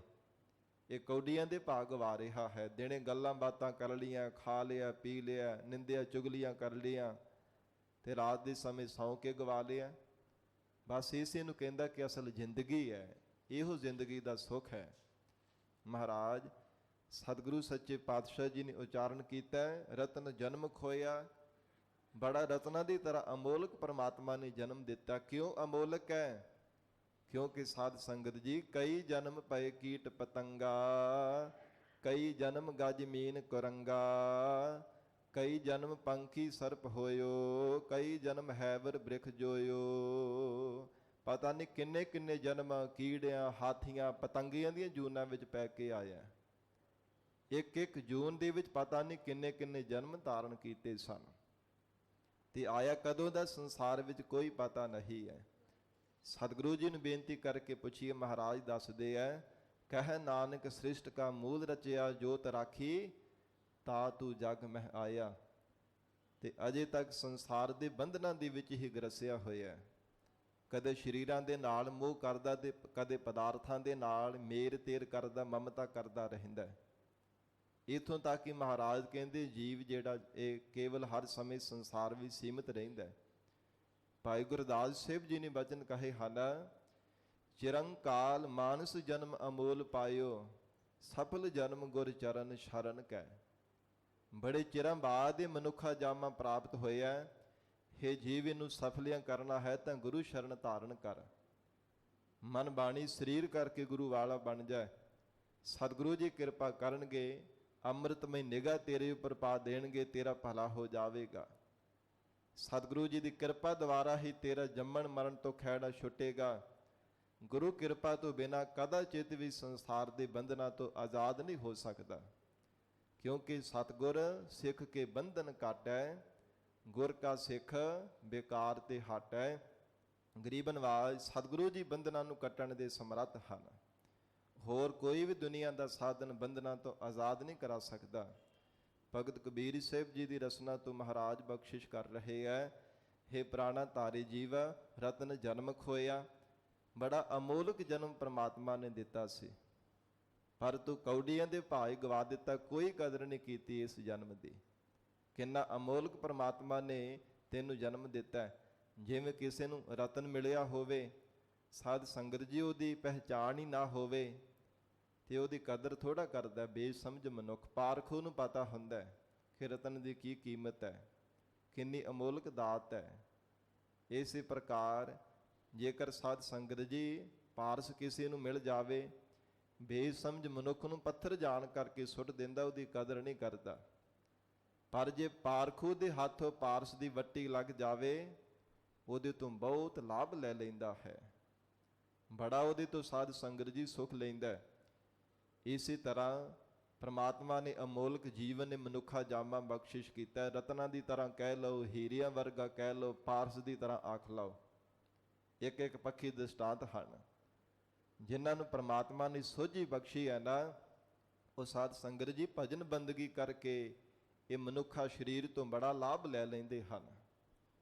ਉਹ ਜਿਵੇਂ ਸਾਧ ਸੰਗਤ ਕਿਸੇ ਨੂੰ ਮਸ਼ੀਨਰੀ ਕੋਈ ਪ੍ਰਾਪਤ ਹੋ ਜਾਵੇ ਨਾ, ਮੋਟਰਸਾਈਕਲ ਚਾਹੇ ਕੋਈ ਗੱਡੀ ਮਿਲ ਜਾਵੇ, ਤੇ ਜੇ ਸਮਝ ਹੋਵੇ ਉਹਨੂੰ ਚਲਾਉਣ ਦੀ ਚੰਗੇ ਢੰਗ ਤਰੀਕੇ ਦੇ ਨਾਲ, ਤੇ ਕਿੰਨਾ ਹੀ ਸਫ਼ਰ ਤੈਅ ਕਰ ਲੈਂਦਾ। ਕਿਤੇ ਪਹੁੰਚਣਾ ਹੋਵੇ ਮੰਜ਼ਿਲ ਤੇ, ਜੇ ਸਹੀ ਢੰਗ ਦੇ ਨਾਲ ਡਰਾਈਵਰੀ ਕਰਨ ਜਾਚ ਹੋਵੇ ਨਾ ਚੰਗੀ ਤਰ੍ਹਾਂ, ਸਾਧ ਸੰਗਤ ਜੀ ਉਹ ਫਿਰ ਆਪਣੀ ਮੰਜ਼ਿਲ ਤੇ ਛੇਤੀ ਪਹੁੰਚ ਜਾਂਦਾ ਹੈ। ਪਰਮਾਤਮਾ ਨੇ ਮਨੁੱਖਾ ਸਰੀਰ ਵੀ ਇੱਕ ਸਾਧ ਸੰਗਤ ਜੀ ਮਸ਼ੀਨਰੀ ਦਿੱਤੀ, ਇੱਕ ਗੱਡੀ ਦੀ ਤਰ੍ਹਾਂ। ਜੇ ਤੈਨੂੰ ਸਹੀ ਢੰਗ ਦੇ ਨਾਲ ਵਰਤਦਾ, ਸਹੀ ਢੰਗ ਤਰੀਕੇ ਦੇ ਨਾਲ ਇਹਦੀ ਵਰਤੋਂ ਕਰਦਾ, ਤੇ ਪਰਮਾਰਥ ਦਾ ਰਸਤਾ ਬਹੁਤ ਛੇਤੀ ਤੈਅ ਕਰ ਸਕਦਾ ਹੈ। ਪਰ ਜੇ ਪਤਾ ਹੀ ਨਹੀਂ, ਚਲਾਉਣ ਦੀ ਜਾਚ ਹੀ ਨਹੀਂ ਹੈ, ਕਦੇ ਕਿਤੇ ਟੱਕਰਾਂ ਮਾਰ ਦਿੰਦਾ, ਕਦੇ ਕਿਤੇ ਟੱਕਰਾਂ ਮਾਰੀ ਜਾਂਦਾ, ਐਕਸੀਡੈਂਟ ਕਰੀ ਜਾਵੇ, ਉਹ ਫਿਰ ਜ਼ਖਮੀ ਹੋਣ ਦੀ ਤਰ੍ਹਾਂ ਹੀ ਹੈ ਨਾ, ਰਸਤੇ ਵਿੱਚ ਹੀ ਰਹਿਣਾ ਪਵੇਗਾ ਨਾ, ਮੰਜ਼ਿਲ ਤੇ ਨਹੀਂ ਪਹੁੰਚ ਸਕੇਗਾ। ਇਉਂ ਗਰੀਬ ਨਵਾਜ ਮਹਾਰਾਜ ਸਤਿਗੁਰੂ ਜੀ ਭਗਤ ਰਸਨਾ ਦੁਆਰਾ ਕਹਿੰਦੇ ਨੇ, ਰਤਨ ਜਨਮ ਖੋਇਆ ਬੇਸਮਝ ਅਗਿਆਤ ਚੱਲੇ ਜੀਵਾ। ਰਤਨਾ ਦੀ ਤਰ੍ਹਾਂ ਅਮੋਲਕ ਜਨਮ ਪਰਮਾਤਮਾ ਨੇ ਤੈਨੂੰ ਦਿੱਤਾ ਸੀ, ਪਰ ਤੂੰ ਅਜਾਈ ਹੀ ਇਸ ਨੂੰ ਗਵਾ ਦਿੱਤਾ ਹੈ। ਪੂਰਵ ਜਨਮ ਕਰਮ ਭੂਮ, ਪਰਮਾਤਮਾ ਨੇ ਤੈਨੂੰ ਜਿਹੜੀ ਸਰੀਰ ਰੂਪੀ ਭੂਮੀ ਧਰਤੀ ਦਿੱਤੀ ਹੈ ਨਾ, ਇਹਦੇ ਵਿੱਚ ਕਰਮਾਂ ਦਾ ਬੀਜ ਬੀਜਣਾ ਸੀ। ਕਿਹੜਾ? ਨਿਸ਼ਕਾਮ ਕਰਮਾਂ ਦਾ ਬੀਜ, ਪਰ ਤੂੰ ਨਹੀਂ ਬੀਜਿਆ। ਹੋਰ ਮੰਦ ਕਰਮਾਂ ਦੇ ਬੀਜ ਜ਼ਰੂਰ ਬੀਜੇ ਆ, ਪਾਪ ਕਰਮਾਂ ਦੇ ਬੀਜ ਜ਼ਰੂਰ ਤੂੰ ਬੀਜਦਾ ਰਿਹਾ ਹੈ। ਇਸ ਲਈ ਸਾਹਿਬ ਕਬੀਰ ਜੀ ਨੇ ਉਚਾਰਨ ਕੀਤਾ, ਕਰਮ ਭੂਮ ਬੀਜ ਨਾਹੀ। ਕਹਿੰਦੇ ਤੇਰੇ ਸਰੀਰ ਰੂਪੀ ਜਿਹੜੀ ਧਰਤੀ ਹੈ ਨਾ, ਕਰਮਾਂ ਦੀ ਭੂਮੀ ਹੈ, ਬੀਜ ਨਾਹੀ ਬੋਇਆ। ਇਹਦੇ ਵਿੱਚ ਚੰਗਾ ਨਿਸ਼ਕਾਮ ਕਰਮਾਂ ਦਾ, ਪਰਮੇਸ਼ਰ ਦੇ ਨਾਮ ਜਪਣ ਦਾ ਬੀਜ ਬੀਜਣਾ ਸੀ, ਪਰ ਤੂੰ ਨਹੀਂ ਬੀਜਣਾ ਕੀਤਾ। ਪਰਮਾਤਮਾ ਨੇ ਤੈਨੂੰ ਸ਼ੁਭ ਅਵਸਰ ਦਿੱਤਾ ਸੀ ਪਹਿਲਾਂ ਵੀ, ਪਰ ਨਹੀਂ ਬੀਜਿਆ। ਔਰ ਇਸ ਪ੍ਰਕਾਰ ਹੁਣ ਕਿਹੜਾ ਤੂੰ ਚੰਗੇ ਕਰਮਾਂ ਦੇ ਬੀਜ ਬੀਜਦਾ ਪਿਆ ਹੈ। ਹੁਣ ਵੀ ਤਾਂ ਹਰ ਸਮੇਂ ਠੱਗੀਆਂ ਮਾਰਨ, ਚੋਰੀਆਂ ਕਰਨ ਤੇ ਝੂਠ ਬੋਲਣ ਦੇ ਵੱਲ ਹੀ ਤੇਰਾ ਧਿਆਨ ਲੱਗਾ ਰਹਿੰਦਾ। ਹੁਣ ਵੀ ਲੋਭ ਦੇ ਵਿੱਚ ਗ੍ਰਸਿਆ ਹੋਇਆ ਦਰ ਦਰ ਤੇ ਮੁਥਾਜ ਹੁੰਦਾ ਰਹਿੰਦਾ। ਕੋਈ ਧਰਮ ਦੀ ਮਰਜ਼ਾਦਾ ਦੀ ਵੀ ਕੋਈ ਪਰਵਾਹ ਨਹੀਂ ਕਰਦਾ ਕਿ ਮੈਂ ਧਰਮ ਨੂੰ ਧਾਰਨ ਕੀਤਾ ਹੋਇਆ, ਧਰਮ ਦੀ ਮਰਜ਼ਾਦਾ ਦੀ ਉਲੰਘਣਾ ਨਾ ਕਰਾਂ। ਸਭ ਹੱਦ ਬੰਨੇ ਸੀਮਾ ਟੱਪ ਕਰਕੇ ਤੂੰ ਧਰਮ ਦੀ ਮਰਜ਼ਾਦਾ ਦੀ ਉਲੰਘਣਾ ਵੀ ਕਰ ਕਰਕੇ ਤੇ ਦਰ ਦਰ ਤੇ ਠੋਕਰਾਂ ਖਾਂਦਾ ਫਿਰਦਾ। ਕਦੇ ਕਿਸੇ ਦਰ ਤੇ ਜਾ ਕੇ ਨੱਕ ਰਗੜਦਾ ਰਹਿੰਦਾ, ਕਦੇ ਕਿਸੇ ਦਰ ਤੇ ਜਾ ਕੇ। ਹੁਣ ਵੀ ਕਿਹੜਾ ਤੂੰ ਚੰਗੇ ਕਰਮ ਕਰਦਾ ਪਿਆ ਹੈ। ਹੇ ਜੀਵਾ, ਜਿਹੜੇ ਪ੍ਰਮਾਤਮਾ ਨੇ ਤੈਨੂੰ ਇਹ ਜੀਵਨ ਦੀ ਦਾਤ ਬਖਸ਼ੀ ਹੈ ਨਾ, ਇਹ ਸ਼ੁਭ ਕਰਮ ਕਮਾਉਣ ਦੇ ਵਾਸਤੇ। ਸਹੀ ਕੰਮ ਕਮਾਏ ਜਿਤ ਮੁਖ ਉਜਲਾ। ਜਿਹੜੇ ਕਰਮਾਂ ਕਰਕੇ ਰੱਬ ਦੇ ਘਰ ਤੇਰਾ ਮੁਖ ਉਜਲਾ ਹੋ ਜਾਵੇ, ਮੁਨਕਰ ਨਾ ਹੋਣਾ ਪਵੇ, ਇੱਦਾਂ ਦੇ ਚੰਗੇ ਕਰਮ ਕਮਾਉਣੇ ਸੀ, ਪਰ ਬੀਜ ਨਾਹੀਂ ਬੋਇਆ। ਮਹਾਰਾਜ ਕਹਿੰਦੀ ਤੂੰ ਨਿਸ਼ਕਾਮ ਕਰਮਾਂ ਦਾ ਬੀਜ ਤਾਂ ਬੀਜਿਆ ਹੀ ਨਹੀਂ ਹੈ। ਜੇ ਪੂਰਬਲੇ ਜਨਮ ਦੇ ਵਿੱਚ ਵੀ ਨਿਸ਼ਕਾਮ ਕਰਮਾਂ ਦਾ ਬੀਜ ਬੀਜਿਆ ਹੁੰਦਾ, ਇਸ ਜਨਮ ਦੇ ਵਿੱਚ ਵੀ ਤੈਨੂੰ ਚੰਗੇ ਸੰਸਕਾਰਾਂ ਕਰਕੇ, ਚੰਗੇ ਕਰਮਾਂ ਦੇ ਬੀਜ ਬੀਜਣੇ ਕਰਕੇ ਗਿਆਨ ਰੂਪੀ ਫਲ ਦੀ ਤੈਨੂੰ ਪ੍ਰਾਪਤੀ ਹੋ ਜਾਣੀ ਸੀ। ਪਰ ਤੂੰ ਚੰਗਾ ਕਰਮ ਕਦੇ ਕੀਤਾ ਹੀ ਨਾ, ਨਾ ਪਹਿਲਾਂ ਤੇ ਨਾ ਹੁਣ ਤੂੰ ਚੰਗੇ ਕਰਮ ਕਰ ਰਿਹਾ ਹੈ। ਰਹਾਉ ਵਿਸਰਾਮ ਦੇ ਕੇ ਹਜੂਰ ਫਰਮਾਉਂਦੇ ਹਨ, ਬਾਰਿਕ ਤੇ ਬਿਰਧ ਭਇਆ। ਬਾਲਕ ਤੋਂ ਕਹਿੰਦੇ ਬਿਰਧ ਹੋ ਗਿਆ। ਪਹਿਲਾਂ ਬੱਚਾ ਸੀ, ਬਾਲਕ ਸੀ, ਜਨਮ ਹੋਇਆ ਸੰਸਾਰ ਵਿੱਚ, ਉਦੋਂ ਬਾਲਕ ਸੀ, ਫਿਰ ਵੱਡਾ ਹੋਇਆ। ਜਿਵੇਂ ਜਿਵੇਂ ਅਵਸਥਾ ਵੱਡੀ ਹੁੰਦੀ ਗਈ ਹੈ, ਜਿਵੇਂ ਜਿਵੇਂ ਸਰੀਰ ਦਾ ਆਕਾਰ ਵੀ ਵੱਡਾ ਹੁੰਦਾ ਗਿਆ, ਫਿਰ ਜਵਾਨੀ ਹੈ, ਭਰ ਜਵਾਨੀ ਹੈ, ਢਲਦੀ ਜਵਾਨੀ ਹੈ। ਇਸ ਪ੍ਰਕਾਰ ਫਿਰ ਸਾਧ ਸੰਗਤ ਜੀ ਬਿਰਧ ਅਵਸਥਾ ਹੈ, ਫਿਰ ਬੁੱਢਾ ਹੋ ਗਿਆ। ਸਤਿਗੁਰੂ ਸੱਚੇ ਪਾਤਸ਼ਾਹ ਜੀ ਕਹਿੰਦੇ ਹਨ, ਬਾਲਕ ਤੇ ਬਾਰਿਕ ਤੇ ਬਿਰਧ ਭਇਆ। ਹੇ ਪ੍ਰਾਣਾ ਧਾਰੀ ਜੀਵ, ਲੋਭ ਦੇ ਵਿੱਚ ਗ੍ਰਸੇ ਹੋ ਲੋਭੀ ਜੀਵਾ, ਬਾਰਿਕ ਤੋਂ ਤੂੰ ਹੁਣ ਬਿਰਧ ਅਵਸਥਾ ਦੇ ਵਿੱਚ ਆ ਗਿਆ ਹੈ। ਹੋਣਾ ਸੋ ਹੋਇਆ। ਤੇ ਹੁਣ ਜੋ ਕੁਝ ਹੋਣਾ ਉਹ ਤੇ ਹੋ ਕਰਕੇ ਰਹਿਣਾ ਹੀ ਹੈ। ਨਾ ਤਾਂ ਤੂੰ ਜਵਾਨੀ ਦੀ ਅਵਸਥਾ ਵਿੱਚ ਪ੍ਰਮਾਤਮਾ ਦਾ ਭਜਨ ਬੰਦਗੀ ਕੀਤਾ, ਸੇਵਾ ਸਿਮਰਨ ਕੀਤੀ ਹੈ, ਤੇ ਨਾ ਹੁਣ ਤੂੰ ਰੱਬ ਨੂੰ ਚੇਤੇ ਕਰਦਾ ਪਿਆ। ਹੁਣ ਕੀ ਹੋਣਾ? ਹੋਣਾ ਸੋ ਹੋਇਆ। ਹੁਣ ਤਾਂ ਮੌਤ ਦਾ ਸਮਾਂ ਆ ਗਿਆ, ਹੁਣ ਤਾਂ ਹੋਣੀ ਨੇ ਹੋ ਕਰਕੇ ਰਹਿਣਾ, ਕਿਸੇ ਨੇ ਤੈਨੂੰ ਬਚਾਉਣਾ। ਜਿੰਨਾ ਕਰਕੇ ਤੂੰ ਲੋਭ ਦੇ ਵਿੱਚ ਗ੍ਰਸਿਆ ਹੋਇਆ, ਚੋਰੀਆਂ ਕਰਦਾ, ਠੱਗੀਆਂ ਮਾਰਦਾ, ਝੂਠ ਬੋਲਦਾ, ਧਰਮ ਦੀ ਕਿਰਤ ਨਹੀਂ ਕਰਦਾ, ਨਾ ਕਦੇ ਪਰਮਾਤਮਾ ਦਾ ਸਿਮਰਨ ਕਰਦਾ। ਮਹਾਰਾਜ ਸੱਚੇ ਪਾਤਸ਼ਾਹ ਕਹਿੰਦੇ ਉਹਨਾਂ ਨੇ ਕਿਸੇ ਵੀ ਤੇਰੇ ਸਹਾਇਕ ਨਹੀਂ ਬਣਨਾ, ਸਭ ਨੇ ਇੱਥੇ ਰਹਿ ਜਾਣਾ। ਫਿਰ ਕਰਮਾਂ ਦਾ ਹਿਸਾਬ ਕਿਤਾਬ ਤੇਰੇ ਤੋਂ ਲਿਆ ਜਾਣਾ, ਜਿਹੜੇ ਤੂੰ ਪਾਪ ਕਰਮ ਕਰਦਾ ਪਿਆ ਹੈ, ਤੇਰੇ ਤੋਂ ਸਾਰਾ ਹਿਸਾਬ ਚੁਕਾਇਆ ਜਾਵੇਗਾ। ਉਹਨਾਂ ਕੀਤੇ ਹੋਏ ਪਾਪ ਕਰਮਾਂ ਦਾ ਫਲ ਤੈਨੂੰ ਭੋਗਣਾ ਪਵੇਗਾ। ਇਸ ਲਈ ਹੀ ਪ੍ਰਾਣਾ ਧਾਰੇ ਜੀਵ, ਹੋਣਾ ਸੋ ਹੋਇਆ। ਹੁਣ ਤੇ ਜੋ ਹੋਣਾ ਉਹ ਹੋ ਕਰਕੇ ਰਹਿਣਾ ਹੈ। ਜਿਵੇਂ ਸਾਧ ਸੰਗਤ ਜੀ, ਬਾਲਕ ਅਵਸਥਾ ਜਿਹੜੇ ਆ ਨਾ, 12 ਬਰਸ ਬਾਲਪਨ ਬੀਤੇ, 20 ਬਰਸ ਕਛ ਤਪ ਨਾ ਕੀਓ, 30 ਬਰਸ ਕਛ ਦੇਵ ਨਾ ਪੂਜਾ, ਫਿਰ ਪਛਤਾਨਾ ਬਿਰਧ ਪਇਓ, ਮੇਰੀ ਮੇਰੀ ਕਰਤੇ ਜਨਮ ਗਾਇਓ।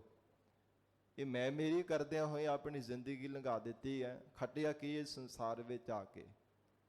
ਪਹਿਲਾਂ ਅਗਿਆਤਪੁਣੇ ਵਿੱਚ ਬਾਲਕਪੁਣਾ ਲੰਘ ਜਾਂਦਾ, ਤੇ ਫਿਰ ਜਵਾਨੀ, ਭਰ ਜਵਾਨੀ ਵਿੱਚ ਹੰਕਾਰ ਦੇ ਨਸ਼ੇ ਵਿੱਚ ਵਿਸ਼ਿਆਂ ਵਿਕਾਰਾਂ ਨੂੰ ਭੋਗਣ ਦੇ ਵਿੱਚ ਲੰਘ ਜਾਂਦਾ, ਤੇ ਫਿਰ ਸਰੀਰਾਂ ਦੇ ਮੋਹ ਕਰਕੇ ਧੀਆਂ ਪੁੱਤਰਾਂ ਦੇ ਮੋਹ ਦੇ ਵਿੱਚ ਬੱਝਿਆ ਹੋਇਆ ਬਿਰਧ ਅਵਸਥਾ ਵਿੱਚ ਵੀ ਰੱਬ ਨੂੰ ਚੇਤੇ ਨਹੀਂ ਕਰਦਾ। ਨਾ ਜੀ ਨਾ, ਮੇਰੇ ਤੇ ਕੰਮਕਾਰ ਜੀ ਬੜੇ ਕਰਨ ਵਾਲੇ ਆ, ਮੈਂ ਕਿਵੇਂ ਸੰਗਤ ਵਿੱਚ ਜਾ ਕੇ ਬੈਠ ਸਕਦਾ, ਮੈਂ ਕਿਵੇਂ ਸਤਿਗੁਰੂ ਜੀ ਦੇ ਜਾ ਕੇ ਦਰਸ਼ਨ ਕਰ ਸਕਦਾ, ਮੈਨੂੰ ਸਮਾਂ ਨਹੀਂ ਮਿਲਦਾ, ਘਰ ਦੇ ਕੰਮ ਹੀ ਇੰਨੇ ਜ਼ਿਆਦਾ, ਤੇ ਮੇਰੀ ਔਲਾਦ ਨੂੰ, ਮੇਰੇ ਧੀਆਂ ਪੁੱਤਰਾਂ ਨੂੰ ਕਰਨ ਦੀ ਜਾਚ ਨਹੀਂ ਹੈ। ਮੈਂ ਉਹਨਾਂ ਨੂੰ ਦੱਸਾਂਗਾ ਤਾਂ ਹੀ ਸਹੀ ਕੰਮ ਕਰਨਗੇ ਨਾ। ਬਸ ਇਸੇ ਤਰ੍ਹਾਂ ਹੀ ਮਹਾਰਾਜ ਕਹਿੰਦੇ ਆਪਣੀ ਜ਼ਿੰਦਗੀ ਲੰਘਾ ਦਿੰਦਾ। ਫਿਰ ਕੀ ਹੈ? ਹੋਣਾ ਸੋ ਹੋਇਆ। ਫਿਰ ਜੋ ਹੋਣਾ ਉਹ ਤਾਂ ਹੋ ਕਰਕੇ ਰਹਿਣਾ ਹੀ ਹੈ। ਮੌਤ ਦਾ ਸਮਾਂ, ਜਦੋਂ ਯਮਾ ਨੇ ਆ ਕੇ ਸਿਰ ਤੇ ਮੌਤ ਦਾ ਡੰਕਾ ਵਜਾ ਦਿੱਤਾ, ਫਿਰ ਤੇ ਮਹਾਰਾਜ ਕਹਿੰਦੇ ਮੌਤ ਹੀ ਹੈ ਨਾ, ਇਹਦੇ ਅੱਗੇ ਹੋਰ ਥੋੜਾ ਕੁਝ ਹੈ। ਕਿਉਂ ਨਹੀਂ ਰੱਬ ਨੂੰ ਚੇਤੇ ਕਰਦਾ? ਫਿਰ ਤਾਂ ਜੋ ਕੁਝ ਹੋਣਾ ਹੋ ਕੇ ਹੀ ਰਹੇਗਾ। ਜਾ ਜਮ ਆਏ ਝੋਟ ਪਕੜੈ, ਕਹਿੰਦੇ ਹੈ ਪ੍ਰਾਣਾ ਧਾਰੀ ਜੀਵਾ, ਪਰਮੇਸ਼ਰ ਦੇ ਭਜਨ ਕੀਤੇ ਤੋਂ ਬਿਨਾ ਜਦੋਂ ਤੈਨੂੰ ਯਮਾ ਨੇ ਆ ਕਰਕੇ ਝੋਟ ਪਕੜਿਆ, ਭਾਵ ਕਿ ਤੇਰੇ ਕੇਸਾਂ ਤੋਂ ਪਕੜ ਲਿਆ, ਤੇਰੇ ਸਿਰ ਦੀ ਚੋਟੀ ਤੋਂ ਆ ਕੇ ਜਦੋਂ ਤੈਨੂੰ ਪਕੜ ਲੈਣਾ ਕੀਤਾ, ਤਬ ਹੈ ਕਾਹੇ ਰੋਇਆ, ਤਦੋਂ ਤੇਰਾ ਰੋਇਆ ਹੋਇਆ ਕਿਸ ਕੰਮ ਹੈ? ਕਿਸੇ ਲੇਖੇ ਵਿੱਚ ਨਹੀਂ ਹੈ। ਉਹਨੇ ਕਿਸੇ ਦਾ ਰੋਣਾ ਕਰਲਾਉਣਾ ਸੁਣਦੇ। ਧਰਮਰਾਜੇ ਦੇ ਭੇਜੇ ਹੋਏ ਦੂਤ ਆ, ਭੇਜੇ ਹੋਏ ਜਿਹੜੇ ਜ਼ਬਰਾਈਲ, ਈਸਾਈਲ ਫਰਿਸ਼ਤੇ ਹਨ, ਮੌਤ ਦੇ ਫਰਿਸ਼ਤੇ ਆ, ਜਦੋਂ ਗਲ ਵਿੱਚ ਫਾਹੀ ਪਾ ਲਈ ਜਾਂ ਤੇਰੇ ਕੇਸਾਂ ਤੋਂ ਪਕੜ ਕਰਕੇ ਧੂ ਕੇ ਤੈਨੂੰ ਲੈ ਕੇ ਗਏ, ਤਬੇ ਕਾਹੇ ਰੋਇਆ। ਕਾਹਦਾ ਰੋਣਾ ਤੇਰਾ ਹੋਵੇਗਾ? ਕਿਸੇ ਨਹੀਂ ਸੁਣਨਾ ਤੇਰਾ ਰੋਇਆ। ਜਿੰਨਾ ਮਰਜ਼ੀ ਰੋਈ ਜਾਵੇਗਾ, ਪਰ ਕਿਸੇ ਵੀ ਤੇਰਾ ਸਹਾਇਕ ਨਹੀਂ ਬਣਨਾ। ਭਾਵੇਂ ਰੋਈ ਜਾਵੇ, ਭਾਵੇਂ ਹੰਕਾਰ ਦੀਆਂ ਡਿੰਗਾ ਮਾਰੇ, ਪਰ ਉਹਨਾਂ ਅੱਗੇ ਕਾਹਦਾ ਜ਼ੋਰ ਚੱਲੇਗਾ? ਮਹਾਰਾਜ ਕਹਿੰਦੇ ਤਬ ਇਹ ਕਾਹੇ ਰੋਇਆ। ਕਾਹਦੇ ਵਾਸਤੇ ਫਿਰ ਰੋਣਾ? ਜੇ ਰੋਣਾ ਹੈ ਤਾਂ ਹੁਣ ਰੋ। ਹੁਣ ਵੈਰਾਗ ਦੇ ਵਿੱਚ ਆ ਕੇ ਰੱਬ ਨੂੰ ਚੇਤੇ ਕਰ। ਮਹਾਰਾਜ, ਜੇ ਪਹਿਲਾਂ ਨਹੀਂ ਮੈਨੂੰ ਸਮਝ ਸੀ, ਹੁਣ ਆਪ ਨੇ ਕਿਰਪਾ ਕੀਤੀ ਹੈ। ਜਿੰਨਾ ਵੀ ਜੀਵਨ ਮਹਾਰਾਜ ਆਪ ਨੇ ਬਖਸ਼ਿਆ, ਤੁਹਾਡੀ ਸੇਵਾ ਦੇ ਸਿਮਰਨ ਦੇ ਵਿੱਚ ਹੀ ਮਹਾਰਾਜ ਲੱਗਾ ਰਹਾ। ਤੁਹਾਡੀ ਯਾਦ ਨਾ ਮੇਰੇ ਹਿਰਦੇ ਵਿੱਚੋਂ ਵਿਸਰੇ। ਜਿੰਨਾ ਹੁਣ ਆਪ ਨੇ ਮਹਾਰਾਜ ਜ਼ਿੰਦਗੀ ਦਾ ਸਮਾਂ ਮੈਨੂੰ ਬਾਕੀ ਬਖਸ਼ਿਆ ਹੈ ਨਾ, ਰਹਿੰਦੀ ਜ਼ਿੰਦਗੀ ਮੇਰੀ ਤੁਹਾਡੇ ਲੇਖੇ ਲੱਗ ਜਾਵੇ। ਇਸ ਪ੍ਰਕਾਰ ਪਰ ਮਹਾਰਾਜ ਕਹਿੰਦੇ ਜਦੋਂ ਮੌਤ ਦਾ ਸਮਾਂ ਆ ਗਿਆ, ਤਬ ਇਹ ਕਾਹੇ ਰੋਇਆ। ਕਾਹਦਾ ਰੋਇਆ ਹੋਏ ਤੇਰਾ ਚੇਤੇ ਹੈ? ਕਿਸ ਲੇਖੇ ਹੈ? ਕਿਸੇ ਵੀ ਲੇਖੇ ਵਿੱਚ ਆਉਣਾ ਨਹੀਂ ਹੈ। ਜੀਵਨ ਕੀ ਆਸ ਕਰਹਿ, ਮਹਾਰਾਜ ਕਹਿੰਦੇ ਬਿਰਧ ਅਵਸਥਾ ਵਿੱਚ ਆ ਗਿਆ ਹੈ ਲੋਭੀ ਜੀਵ, ਅਜੇ ਵੀ ਤੂੰ ਜ਼ਿੰਦਗੀ ਜਿਉਣ ਦੀ ਆਸ ਲਾਈ ਬੈਠਾ ਹੈ। ਅਜੇ ਵੀ ਕਹਿੰਦਾ ਕਿ ਮੇਰੀ ਤਾਂ ਉਮਰ ਅਜੇ ਬੜੀ ਲੰਬੀ ਹੈ, ਰੱਬਾ ਮੇਰੀ ਉਮਰ ਲੰਬੀ ਹੋਰ ਕਰ ਦੇ। ਅਜੇ ਵੀ ਅਰਦਾਸਾਂ ਇਹੋ ਹੀ ਕਰੀ ਜਾਂਦਾ। ਜੀਵਨ ਕੀ ਆਸ ਕਰੈ, ਕਹਿੰਦੇ ਅਜੇ ਵੀ ਤੂੰ ਜ਼ਿੰਦਗੀ ਜਿਉਣ ਦੀ ਆਸ ਲਾਈ ਬੈਠਾ ਹੈ। ਜਾਮ ਨਿਹਾਰੈ ਸਾਸਾ, ਪਰ ਇਹ ਝੱਲੇ ਪਾਗਲ ਜੀਵ, ਜਮ ਤਾਂ ਤੇਰੇ ਸਵਾਸਾਂ ਨੂੰ ਨਿਹਾਰਦਾ ਪਿਆ, ਚੰਗੀ ਤਰ੍ਹਾਂ ਨਿਗਾਹ ਭਰ ਭਰ ਕੇ ਦੇਖਦਾ ਪਿਆ ਕਿ ਕਿੰਨੇ ਕੁ ਇਸ ਜੀਵ ਦੇ ਸਵਾਸ ਬਾਕੀ ਬਚੇ ਹਨ। ਕਿੰਨੇ ਕੁ ਜ਼ਿੰਦਗੀ ਦਾ ਪੱਖ ਇਹਦਾ ਬਾਕੀ ਰਹਿ ਗਿਆ ਹੈ। ਹਰ ਸਮੇਂ ਜਾਮ ਨਿਹਾਰੇ ਸਾਸਾ, ਤੇਰੇ ਸਵਾਸਾਂ ਨੂੰ ਤੱਕਦਾ ਪਿਆ, ਨਿਗਾਹ ਭਰ ਭਰ ਕੇ ਚੰਗੀ ਤਰ੍ਹਾਂ ਗੌਰ ਦੇ ਨਾਲ ਦੇਖਦਾ ਪਿਆ। ਜਦੋਂ ਇਹਦੇ ਸਵਾਸ ਪੂਰੇ ਹੋਣਾ, ਇਹਦੇ ਗਲ ਵਿੱਚ ਫਾਹੀ ਪਾ ਕੇ ਮੈਂ ਜੀਵ ਨੂੰ ਲੈ ਜਾਵਾਂ। ਮਹਾਰਾਜ ਕਹਿੰਦੇ ਤੇਰੇ ਪੱਲੇ ਕੁਝ ਵੀ ਪੈਣ ਵਾਲਾ ਨਹੀਂ, ਜਿੰਨਾ ਮਰਜੀ ਰੋਗ ਕੁਰਲਾ ਲਵੇਂ, ਪਰ ਕਿਸੇ ਤੇਰੀ ਬਾਤ ਨਹੀਂ ਪੁੱਛਣੀ, ਕਿਸੇ ਵੀ ਤੇਰਾ ਸਹਾਇਕ ਨਹੀਂ ਬਣਨਾ। ਜੇ ਸਹਾਇਕ ਬਣਨਾ ਤੇ ਪਰਮੇਸ਼ਰ ਦੇ ਨਾਮ ਨੇ, ਵਾਹਿਗੁਰੂ ਦੇ ਸਿਮਰਨ ਨੇ। ਪਰਮਾਤਮਾ ਦੇ ਸਿਮਰਨ ਤੋਂ ਬਿਨਾਂ ਕੋਈ ਵੀ ਤੇਰੀ ਰੱਖਿਆ ਕਰਨ ਵਾਲਾ ਨਹੀਂ ਹੈ, ਕੋਈ ਨਹੀਂ ਤੈਨੂੰ ਜਮਾਂ ਦੀ ਮਾਰ ਤੋਂ ਬਚਾਉਣ ਵਾਲਾ। ਇਸ ਲਈ ਮਹਾਰਾਜ ਸੱਚੇ ਪਾਤਸ਼ਾਹ ਕਹਿੰਦੇ ਹਨ, ਹੇ ਜੀਵਾ, ਜੀਵ ਨੇ ਕੀ ਆਸ ਕਰੇ, ਜਮ ਨਿਹਾਰੇ ਸਾਸਾ। ਜਮ ਤਾਂ ਤੇਰੇ ਸਵਾਸਾਂ ਨੂੰ ਨਿਗਾਹ ਭਰ ਭਰ ਕੇ ਦੇਖ ਰਹੇ ਹੈ, ਤੇ ਤੂੰ ਹੋਰ ਹੀ ਆਸਾਂ ਲਾਏ ਬੈਠਾ ਜੇ ਬੜੀ ਲੰਬੀ ਮੇਰੀ ਜ਼ਿੰਦਗੀ ਹੈ, ਅਜੇ ਵੀ ਤੂੰ ਰੱਬ ਨੂੰ ਚੇਤੇ ਨਹੀਂ ਕਰਦਾ ਪਿਆ। ਬਾਜੀਗਰੀ ਸੰਸਾਰ ਕਬੀਰਾ। ਭਗਤ ਕਬੀਰ ਸਾਹਿਬ ਜੀ ਕਹਿੰਦੇ ਬਾਜੀਗਰ ਦੇ ਖੇਲ ਦੀ ਤਰ੍ਹਾਂ ਇਹ ਸੰਸਾਰ ਪਰਮੇਸ਼ਰ ਨੇ ਬਣਾਇਆ ਹੈ। ਕਿੱਦਾਂ ਦਾ ਸੰਸਾਰ ਬਣਾਇਆ ਵਾਹਿਗੁਰੂ ਨੇ? ਬਾਜੀਗਰ ਦੇ ਖੇਲ ਦੀ ਤਰ੍ਹਾਂ। ਜਿਵੇਂ ਬਾਜੀਗਰ ਤਰ੍ਹਾਂ ਤਰ੍ਹਾਂ ਦੇ ਖੇਲ ਤਮਾਸ਼ੇ ਵਿਖਾਉਂਦਾ, ਖੇਡਾਂ ਕਰ ਕਰਕੇ ਦਿਖਾਉਂਦਾ, ਕਿ ਜਿੰਨਾ ਸਮਾਂ ਉਹ ਖੇਡ ਦਿਖਾਉਂਦਾ ਓਨਾ ਸਮਾਂ ਹੀ ਉਹ ਸੱਚ ਪ੍ਰਤੀਤ ਹੁੰਦਾ। ਜਦੋਂ ਆਪਣੀ ਖੇਡ ਖਤਮ ਕਰ ਦਿੰਦਾ, ਕੇਵਲ ਬਾਜੀਗਰ ਹੀ ਸੱਚਾ ਰਹਿ ਜਾਂਦਾ ਹੈ।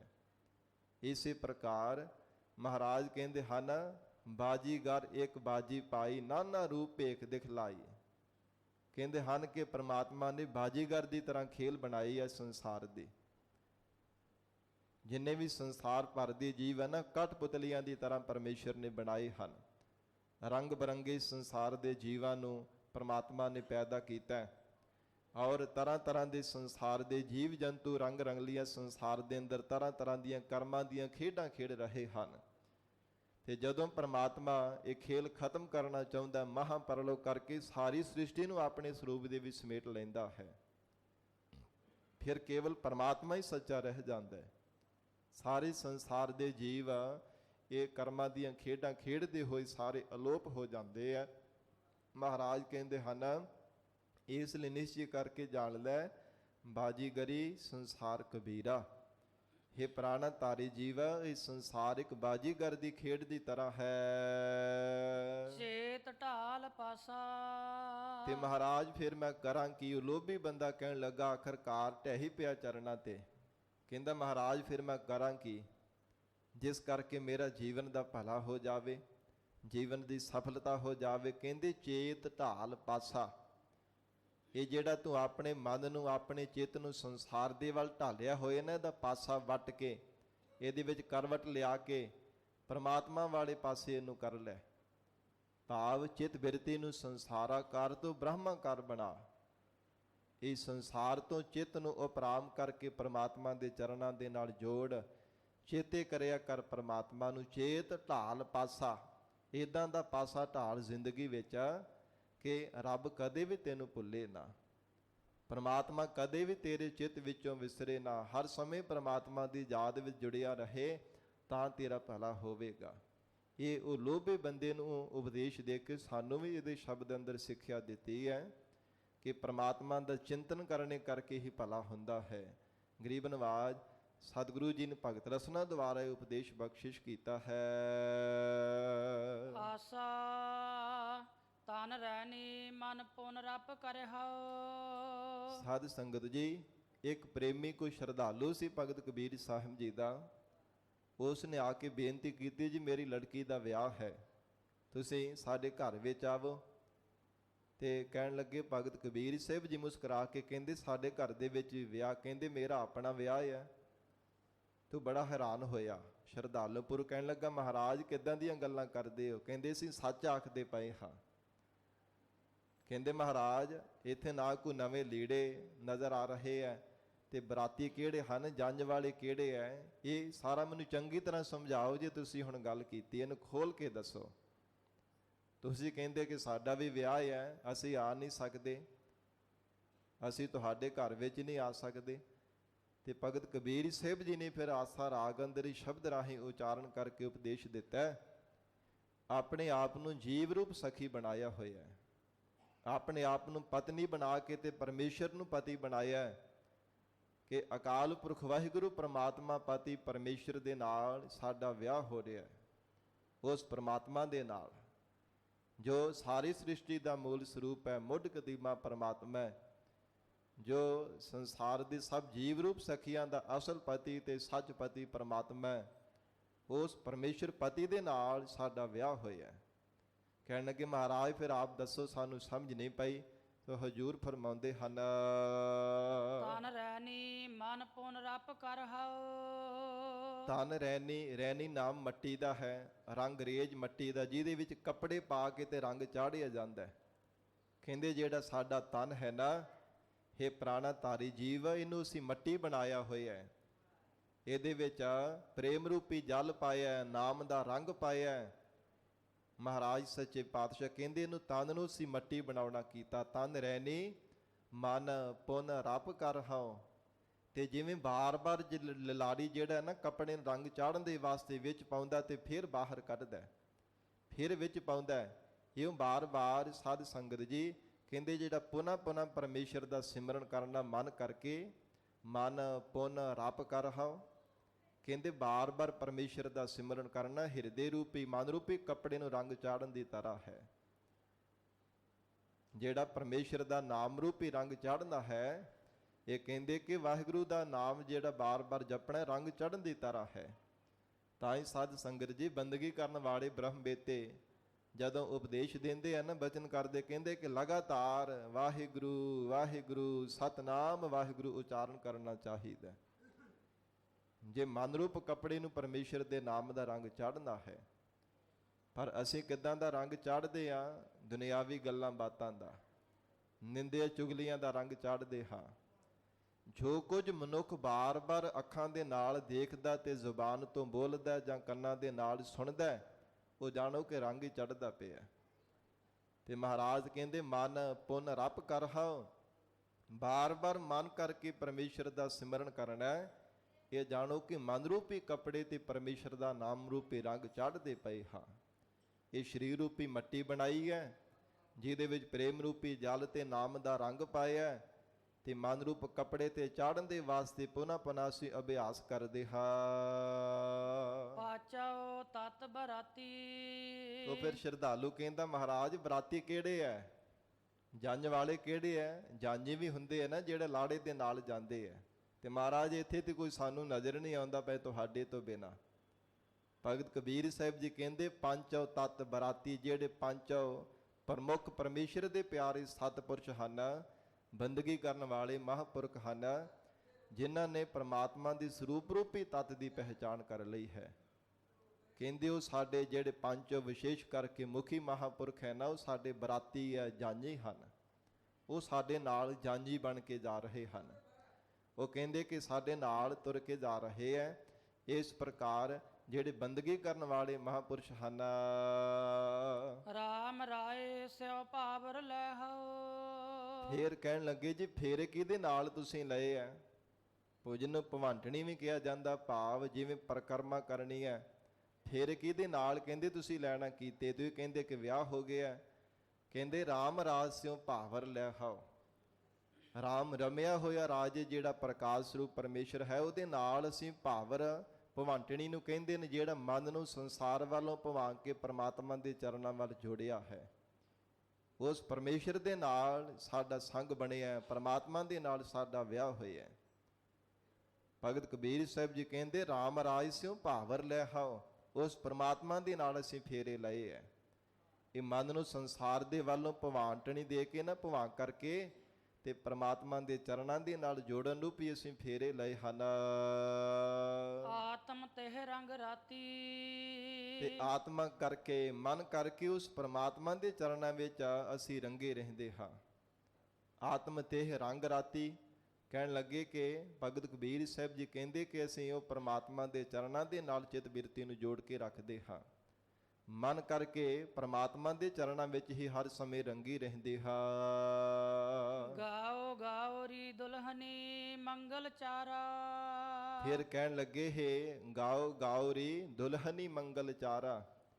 ਕਹਿਣ ਲੱਗੇ ਕਿ ਦੁਲਹਨ ਦੇ ਨਾਲ, ਦੁਲਹਨ ਜਿਵੇਂ ਸਾਧ ਸੰਗਤ ਜੀ ਪਤਨੀ ਨੂੰ ਕਿਹਾ ਜਾਂਦਾ, ਜਿਹਦਾ ਦੁਲਹੇ ਨਾਲ, ਪਤੀ ਦੇ ਨਾਲ ਵਿਆਹ ਹੁੰਦਾ, ਤੇ ਹੋਰ ਵੀ ਕੋਈ ਜਿਹੜੇ ਕਹਿੰਦੇ ਸਖੀਆਂ ਹਨ, ਮਹਾਤਮਾ ਰੂਪ ਸਖੀਆਂ ਨੇ, ਆਓ ਕਹਿੰਦੇ ਆਓ ਮਿਲ ਕੇ ਪ੍ਰਮਾਤਮਾ ਦੇ ਗੁਣ ਗਾਈਏ। ਮੰਗਲ ਚਾਰਾ, ਚਾਰਾ ਜਿਹੜੇ ਸੁੰਦਰ ਪ੍ਰਮਾਤਮਾ ਦੇ ਖੁਸ਼ੀਆਂ ਦੇ ਗੀਤ ਹਨ, ਸੁੰਦਰ ਅਕਾਲ ਪੁਰਖ ਵਾਹਿਗੁਰੂ ਪਾਤੀ ਪਰਮੇਸ਼ਰ ਦੇ ਮੰਗਲ ਹਨ, ਉਹਨੂੰ ਮੰਗਲਾਚਾਰ ਕਰਨਾ ਕਰੀਏ, ਪ੍ਰਮਾਤਮਾ ਦੇ ਗੁਣ ਗਾਈਏ, ਆਓ ਆ ਕਰਕੇ ਮਿਲ ਕੇ। ਜਿਵੇਂ ਵਿਆਹਾਂ ਸ਼ਾਦੀਆਂ ਵਿੱਚ ਬੀਬੀਆਂ ਮਿਲ ਕਰਕੇ ਸਾਧ ਸੰਗਤ ਜੀ ਖੁਸ਼ੀਆਂ ਦੇ ਗੀਤ ਗਾਉਂਦੀਆਂ ਨੇ, ਇਸੇ ਤਰ੍ਹਾਂ ਜਿਸ ਜੀਵ ਰੂਪ ਸਖੀ ਦਾ ਪਤੀ ਪਰਮੇਸ਼ਰ ਦੇ ਨਾਲ ਵਿਆਹ ਹੁੰਦਾ ਹੈ, ਸਾਧ ਸੰਗਤ ਜੀ ਇੰਦਰੀਆਂ ਰੂਪ ਸਖੀਆਂ ਮਿਲ ਕਰਕੇ ਪਰਮਾਤਮਾ ਦੇ ਗੁਣ ਗਾਉਂਦੀਆਂ ਹਨ, ਅਥਵਾ ਮਹਾਤਮਾ ਰੂਪ ਸਖੀਆਂ ਆ ਕੇ ਮਿਲ ਕੇ ਰੱਬ ਦੇ ਗੁਣ ਗਾਉਂਦੀਆਂ। ਸਤ ਸੰਗਤ ਕੀਤੀ ਜਾਂਦੀ ਹੈ, ਸੰਗਤ ਵਿੱਚ ਮਿਲ ਕੇ ਪਰਮਾਤਮਾ ਦਾ ਜਸ ਕੀਤਾ ਜਾਂਦਾ ਹੈ, ਅਕਾਲ ਪੁਰਖ ਵਾਹਿਗੁਰੂ ਜੀ ਦੇ ਖੁਸ਼ੀਆਂ ਦੇ ਗੀਤ ਉਚਾਰਨ ਕੀਤੇ ਜਾਂਦੇ ਹੈ। ਗਰੀਬ ਨਵਾਜ ਮਹਾਰਾਜ ਕਹਿੰਦੇ ਹਨ, ਗਾਓ ਗਾਓ ਰੀ ਦੁਲਹਨੀ ਮੰਗਲ ਚਾਰਾ। ਕਹਿਣ ਲੱਗੇ ਹੈ ਮਹਾਤਮਾ ਰੂਪ ਸਖੀ, ਆਓ ਮਿਲ ਕਰਕੇ ਪਰਮਾਤਮਾ ਦੇ ਮੰਗਲਾਚਾਰ ਕਰੀਏ, ਪਤੀ ਪਰਮੇਸ਼ਰ ਦੇ ਖੁਸ਼ੀਆਂ ਦੇ ਗੀਤ ਗਾਉਣਾ ਕਰੀਏ। ਮੇਰੇ ਗ੍ਰਹਿ ਆਏ ਰਾਜਾ ਰਾਮ ਪਧਾਰਾ। ਕਿਉਂਕਿ ਸਾਡੇ ਹਿਰਦੇ ਰੂਪ ਘਰ ਦੇ ਵਿੱਚ ਪਧਾਰਾ ਨਾਮ ਪਤੀ ਦਾ ਹੈ, ਸਾਡਾ ਮਾਲਕ ਪਤੀ ਪਰਮੇਸ਼ਰ ਰਮਿਆ ਹੋਇਆ ਪਰਮਾਤਮਾ ਆ ਗਿਆ ਹੈ। ਜੇ ਪਤੀ ਘਰ ਦੇ ਵਿੱਚ ਆਇਆ ਤੇ ਉਹਦੇ ਖੁਸ਼ੀਆਂ ਦੇ ਗੀਤ ਗਾਈਏ। ਸ਼ਰਧਾ ਰੂਪ ਸੇਜਾ ਤੇ ਉਹ ਪ੍ਰਮਾਤਮਾ ਅਕਾਲ ਪੁਰਖ ਪਰਮੇਸ਼ਰ ਆਇਆ ਹੈ, ਪ੍ਰਮਾਤਮਾ ਸਾਡੇ ਹਿਰਦੇ ਰੂਪ ਘਰ ਵਿੱਚ ਆ ਕੇ ਸਾਨੂੰ ਮਿਲਿਆ ਹੈ। ਰਹਾਉ ਵਿਸਰਾਮ ਦੇ ਕੇ ਹਜੂਰ ਬਖਸ਼ਿਸ਼ ਕਰਦੇ ਹਨ। ਨਾਭ ਕਮਲ ਮਹਿ ਬੇਦੀ ਰਚ ਲੇ। ਫਿਰ ਕਹਿੰਦੇ ਹਨ ਕਿ ਸਾਡਾ ਜਿਹੜਾ ਹਿਰਦਾ ਰੂਪੀ ਅੰਤਸ਼ਕਰਨ ਹੈ ਨਾ, ਇਹ ਨਾਭ ਕਮਲ ਦੀ ਤਰ੍ਹਾਂ ਹੈ, ਤੇ ਬੇਦੀ ਨਾਮ ਸਾਧ ਸੰਗਤ ਜੀ ਮੰਡਪ ਨੂੰ ਸਵਾਰਨ ਦੀ ਤਰ੍ਹਾਂ ਹੈ। ਜਿੱਥੇ ਹੋਮ ਜਗ ਆਦਿ ਕੀਤਾ ਜਾਂਦਾ ਹੈ ਨਾ, ਚਾਰ ਉੱਚੇ ਉੱਚੇ ਸਾਧ ਸੰਗਤ ਜੀ ਪਾਵਿਆਂ ਦੀ ਤਰ੍ਹਾਂ ਉੱਚੇ ਬਣਾ ਕਰਕੇ ਫਿਰ ਉੱਪਰ ਸਿਰਪੋਚ ਬਣਾਏ ਜਾਂਦੇ, ਉਹਨੂੰ ਚੰਗੀ ਤਰ੍ਹਾਂ ਸਜਾਇਆ ਜਾਂਦਾ ਹੈ। ਇਸ ਪ੍ਰਕਾਰ ਕਹਿੰਦੇ ਹਨ ਨਾਦ, ਕਹਿੰਦੇ ਕਿ ਜਿਹੜਾ ਬੇਦੀ ਨੂੰ ਰਚਣ ਦੀ ਤਰ੍ਹਾਂ ਹੈ ਨਾ, ਇਹ ਜਾਣਨਾ ਕਰੋ ਕਿ ਜਿਹੜੇ ਸੰਸਾਰ ਦੇ ਅੰਦਰ ਸ਼ੁਭ ਗੁਣਾਂ ਨੂੰ ਅਸੀਂ ਹਿਰਦੇ ਰੂਪ ਘਰ ਦੇ ਵਿੱਚ ਧਾਰਨ ਕੀਤਾ ਹੈ। ਵਿਵੇਕ, ਬੈਰਾਗ, ਖੜ ਸੰਮਤੀ ਤੇ ਮੁੱਖ ਇੱਛਾ, ਇਹ ਚਾਰ ਕਹਿੰਦੇ ਕਿ ਪਾਵਿਆਂ ਦੀ ਤਰ੍ਹਾਂ ਉੱਚੀ ਉੱਚੀ ਅਸੀਂ ਧਾਰਨ ਕੀਤੇ ਹੋਏ ਹਨ। ਔਰ ਇਸ ਪ੍ਰਕਾਰ ਜਿਹੜੇ ਸ਼ੁਭ ਗੁਣਾ ਰੂਪੀ ਕਹਿੰਦੇ ਤੋਤਿਆਂ ਨੂੰ ਲਟਕਾਉਣਾ ਕੀਤਾ, ਭਾਵ ਬੜੀ ਸੁੰਦਰਤਾ ਸਹਿਤ ਮੰਡਪ ਨੂੰ ਸਵਾਰਿਆ ਹੁੰਦਾ ਹੈ। ਤੇ ਭਗਤ ਕਬੀਰ ਸਾਹਿਬ ਜੀ ਕਹਿਣ ਲੱਗੇ, ਨਾਭ ਕਮਲ ਮਹਿ ਬੇਦੀ ਰਚ ਲੇ। ਕਹਿੰਦੇ ਇਦਾਂ ਦੀ ਬੇਦੀ ਨੂੰ ਅਸੀਂ ਰਸਿਆ ਆਪਣੇ ਅੰਤਸ਼ਕਰਨ ਹਿਰਦੇ ਰੂਪ ਘਰ ਦੇ ਅੰਦਰ। ਬ੍ਰਹਮ ਗਿਆਨ ਉਚਾਰਾ। ਕਿ ਜਿਹੜਾ ਸਤਿਗੁਰੂ ਜੀ ਨੇ ਬ੍ਰਹਮ ਦਾ ਗਿਆਨ, ਪਰਮੇਸ਼ਰ ਦੀ ਪ੍ਰਾਪਤੀ ਦਾ ਗਿਆਨ ਉਚਾਰਨ ਕਰਕੇ ਮਹਾਵਾਕਾਂ ਦੁਆਰਾ ਸਾਡੇ ਹਿਰਦੇ ਅੰਦਰ ਪਰਪੱਕ ਕਰ ਦਿੱਤਾ ਹੈ। ਇਹ ਜਾਣਨਾ ਕਰੋ ਕਿ ਜਿਵੇਂ ਸਾਧ ਸੰਗਤ ਜੀ ਜੋ ਦੋਹਾਂ ਪੱਖਾਂ ਤੋਂ ਮਿਲ ਕਰਕੇ, ਭਾਵ ਇੱਕ ਪਾਸੇ ਲਾੜਾ ਤੇ ਦੂਜੇ ਲਾੜੀ ਦੇ ਪਰਿਵਾਰ, ਦੋਵਾਂ ਪਾਸਿਆਂ ਤੋਂ ਖੁਸ਼ੀਆਂ ਦੇ ਗੀਤ ਗਾਏ ਜਾਂਦੇ ਹਨ ਮਿਲ ਕਰਕੇ, ਕਿ ਹੁਣ ਬੜਾ ਸੁਭਾਗਾ ਸਮਾਂ ਆਇਆ ਹੈ, ਇਹ ਲਾੜਾ ਤੇ ਲਾੜੀ ਦਾ ਮੇਲ ਹੋਇਆ ਹੈ, ਪਤੀ ਪਤਨੀ ਦਾ ਮਿਲਾਪ ਹੋਇਆ, ਇਹਨਾਂ ਦਾ ਵਿਆਹ ਹੋਇਆ ਤੇ ਬੜੇ ਖੁਸ਼ੀਆਂ ਦੇ ਗੀਤ ਗਾਏ ਜਾਂਦੇ ਹੈ। ਕਹਿੰਦੇ ਹਨ ਬ੍ਰਹਮ ਗਿਆਨ ਉਚਾਰਾ, ਸਤਿਗੁਰੂ ਜੀ ਨੇ ਪਰਮੇਸ਼ਰ ਦੀ ਪ੍ਰਾਪਤੀ ਦਾ ਗਿਆਨ ਉਚਾਰਨ ਕਰਕੇ ਸਾਡੇ ਹਿਰਦੇ ਅੰਦਰ ਜੋ ਧਾਰਨ ਕੀਤਾ ਹੈ, ਇਹੋ ਕਹਿੰਦੇ ਖੁਸ਼ੀਆਂ ਦੇ ਗੀਤ ਹਨ। ਰਾਮ ਰਾਏ ਸੋ ਦੁਲਹ ਪਾਇਓ। ਕਹਿੰਦੇ ਹਨ ਕਿ ਜਿਹੜਾ ਰਮਿਆ ਹੋਇਆ ਅਕਾਲ ਪੁਰਖ ਪਰਮੇਸ਼ਰ ਹੈ, ਉਸ ਪ੍ਰਮਾਤਮਾ ਪਰਮੇਸ਼ਰ ਨੂੰ ਦੁਲਹਾ ਰੂਪ ਪਾਤੀ ਰੂਪ ਕਰਕੇ ਅਸੀਂ ਪਾ ਲਿਆ ਹੈ। ਭਗਤ ਕਬੀਰ ਸਾਹਿਬ ਜੀ ਕਹਿਣ ਲੱਗੇ, ਇਹ ਪ੍ਰੇਮੀ ਜਨ, ਪਰਮੇਸ਼ਰ ਸਾਰੀ ਸ੍ਰਿਸ਼ਟੀ ਦਾ ਜਿਹੜਾ ਮਾਲਕ ਹੈ ਨਾ, ਦੁਲਹ ਪਾਇਓ ਨੂੰ ਦੁਲਹਾ ਰੂਪ ਕਰਕੇ ਅਸੀਂ ਪ੍ਰਾਪਤ ਕੀਤਾ, ਆਪਣੇ ਆਪ ਨੂੰ ਜੀਵ ਰੂਪ ਸਖੀ ਬਣਾਇਆ ਹੋਇਆ। ਕਹਿੰਦੇ ਅਸੀਂ ਪਤੀ ਪਰਮਾਤਮਾ ਪਰਮੇਸ਼ਰ ਦੀ ਕਹਿਣ ਲੱਗੇ ਅਸੀਂ ਪਤਨੀ ਹਾਂ। ਭਗਤ ਕਬੀਰ ਸਾਹਿਬ ਜੀ ਆਖ ਰਹੇ ਹੈ, ਦੁਲਹ ਪਾਇਓ, ਪਰਮਾਤਮਾ ਨੂੰ ਦੁਲਹਾ ਰੂਪ ਕਰਕੇ ਅਸੀਂ ਜੀਵਨ ਦੇ ਵਿੱਚ ਪ੍ਰਾਪਤ ਕੀਤਾ ਹੈ। ਆਸ ਵੱਡ ਭਾਗ ਹਮਾਰਾ। ਐਸਾ ਕਹਿੰਦੇ ਵੱਡਾ ਭਾਗ ਹੈ ਸਾਡਾ, ਕਿਉਂਕਿ ਵੱਡਿਆਂ ਭਾਗਾਂ ਕਰਕੇ ਪਰਮੇਸ਼ਰ ਮਿਲਦਾ ਹੈ ਨਾ, ਬਿਨਾਂ ਭਾਗਾਂ ਤੋਂ ਥੋੜਾ ਪਰਮੇਸ਼ਰ ਦੀ ਪ੍ਰਾਪਤੀ ਹੋ ਸਕਦੀ ਹੈ। ਹਰ ਸਮੇਂ ਹੰਕਾਰ ਹਿਰਦੇ ਅੰਦਰ ਰਹਿਣਾ ਇਹ ਮਾੜੇ ਭਾਗਾਂ ਦੀ ਨਿਸ਼ਾਨੀ ਹੈ। ਤੇ ਜਿੰਨਾ ਚਿਰ ਆਪਾ ਭਾਵ ਨਹੀਂ ਅਭਾਵ ਕਰਦਾ, ਉਹਨਾਂ ਚਿਰ ਪ੍ਰਮਾਤਮਾ ਨਹੀਂ ਕਦੇ ਮਿਲ ਸਕਦਾ। ਜਿਨ੍ਹਾਂ ਨੇ ਪ੍ਰਮਾਤਮਾ ਦੇ ਨਾਲ ਮਿਲਣਾ ਕੀਤਾ, ਉਹਨਾਂ ਨੇ ਆਪਾ ਭਾਵ ਅਭਾਵ ਕੀਤਾ ਹੈ। ਆਪ ਗਵਾਈ ਹੈ ਤਾਂ ਸਹੁ ਪਾਈ ਹੈ, ਔਰ ਕੈਸੀ ਚਤੁਰਾਈ। ਕਹਿੰਦੇ ਹੋਰ ਚਤਰਾਈਆਂ ਸਿਆਣਪਾਂ ਨਹੀਂ ਕਿਸੇ ਕੰਮ ਕਿਸੇ ਲੇਖੇ ਪੈਂਦੀਆਂ। ਰੱਬ ਦੇ ਘਰ ਵਿੱਚ ਉਹ ਪ੍ਰਮਾਤਮਾ ਨਿਮਰਤਾਵਾਨ ਵਾਲਿਆਂ ਨੂੰ ਮਿਲਦਾ ਹੈ। ਹਿਰਦੇ ਦੀ ਗਰੀਬੀ ਧਾਰਨ ਕਰਨ ਵਾਲਿਆਂ ਨੂੰ ਰੱਬ ਮਿਲਦਾ ਹੈ। ਭਾਵੇਂ ਬਹੁਤੀਆਂ ਸਿਆਣਪਾਂ ਵੀ ਨਹੀਂ ਹਨ ਉਹਨਾਂ ਦੇ ਕੋਲ, ਬਹੁਤੇ ਚਤੁਰ ਚਲਾਕ ਵੀ ਨਹੀਂ ਹਨ, ਪਰ ਸਾਧ ਸੰਗਤ ਜੀ ਭੋਲੇ ਭਾਲੇ ਮਿਲੇ ਰਘੁਰਾਇਆ। ਭਾਵੇਂ ਭੋਲਾ ਭਾ ਸੁਭਾਅ ਹੈ ਨਾ, ਹਿਰਦਾ ਨਿਸ਼ਕਪਟ ਹੈ, ਕਿਸੇ ਪ੍ਰਕਾਰ ਦਾ ਛਲ ਨੇ ਹਿਰਦੇ ਅੰਦਰ ਧਾਰਨ ਕੀਤਾ। ਮਹਾਰਾਜ ਕਹਿੰਦੇ ਰੱਬ ਫਿਰ ਵੀ ਮਿਲ ਜਾਂਦਾ ਹੈ, ਕਿਉਂਕਿ ਮਨੁੱਖ ਦੀ ਨੀਅਤ ਸਾਫ਼ ਹੋਵੇ ਤੇ ਮਹਾਰਾਜ ਸੱਚੇ ਪਾਤਸ਼ਾਹ ਕਹਿੰਦੇ ਘਰ ਬੈਠੇ ਰੱਬ ਦੀ ਪ੍ਰਾਪਤੀ ਹੋ ਜਾਂਦੀ ਹੈ। ਜੇ ਨੀਅਤ ਸਾਫ਼ ਹੋਵੇ ਤਾਂ ਘਰ ਹੀ ਬੈਠਿਆਂ ਸਹੁ ਮਿਲੈ, ਜੇ ਨੀਅਤ ਰਾਸ ਕਰੇ। ਜੇ ਇਹ ਮਨੁੱਖ ਤੋਂ ਆਪਣੀ ਨੀਅਤ ਸਾਫ਼ ਕਰ ਲਵੇ ਨਾ, ਨਿਸ਼ਕਪਟ ਹੋ ਜਾਵੇ, ਕਿਸੇ ਨਾਲ ਛਲ ਧੋਖਾ ਨਾ ਕਰੇ, ਤੇ ਬਹੁਤੇ ਸਾਧਨ ਕਰਨ ਦੀ ਵੀ ਤੈਨੂੰ ਲੋੜ ਨਹੀਂ ਪਵੇਗੀ। ਪਰਮਾਤਮਾ ਤੇਰੇ ਹਿਰਦੇ ਦੀ ਨਿਰਮਲਤਾ ਦੇਖ ਕਰਕੇ, ਨਿਸ਼ਕਪਟਤਾ ਦੇਖ ਕਰਕੇ ਵਾਹਿਗੁਰੂ ਆਪ ਤੈਨੂੰ ਆ ਕਰਕੇ ਹਿਰਦੇ ਘਰ ਦੇ ਵਿੱਚ ਪ੍ਰਾਪਤ ਹੋਵੇਗਾ। ਪਰ ਹਜੂਰ ਕਹਿੰਦੇ ਬਿਨਾਂ ਭਾਗਾਂ ਤੋਂ ਨਹੀਂ ਪ੍ਰਾਪਤ ਹੋ ਸਕਦਾ। ਜਿਨ੍ਹਾਂ ਦੇ ਭਾਗ ਜਾਗੇ ਆ, ਆਸ ਵੱਡ ਭਾਗ ਹਮਾਰਾ, ਉਹ ਫਿਰ ਬੇਨਤੀਆਂ ਕਰਦੇ ਨੇ, ਮਹਾਰਾਜ ਐਸਾ ਵੱਡਾ ਭਾਗ ਹੀ ਹੈ ਨਾ ਸਾਡਾ, ਪੂਰਬਲੇ ਨਿਸ਼ਕਾਮ ਕਰਮ ਦਾ ਫਲ ਜੋ ਸਾਨੂੰ ਪ੍ਰਾਪਤ ਹੋਇਆ, ਜੋ ਪਰਮੇਸ਼ਰ ਨੂੰ ਪਤੀ ਰੂਪ ਦੇ ਵਿੱਚ ਅਸੀਂ ਪ੍ਰਾਪਤ ਕੀਤਾ ਹੈ। ਸੁਰ ਨਰ ਮਨ ਜਨ ਕੌਤੁਕ ਆਏ। ਫਿਰ ਉਹ ਪ੍ਰੇਮੀ ਕਹਿਣ ਲੱਗਾ, ਭਗਤ ਜੀ ਬੜੇ ਲੋਕ ਵੀ ਦੇਖਣ ਵਾਸਤੇ ਵਿਆਹ ਸ਼ਾਦੀ ਆਉਂਦੇ, ਤੁਹਾਡੇ ਵਿਆਹ ਨੂੰ ਵੀ ਕੋਈ ਦੇਖਣ ਵਾਸਤੇ ਆਇਆ, ਸਾਨੂੰ ਤੇ ਕੋਈ ਦਿਸਿਆ ਨਹੀਂ। ਕਹਿਣ ਲੱਗੇ ਹਾਂ, ਸੁਰ ਨਰ ਮਨ ਜਨ ਕੌਤੁਕ ਆਏ।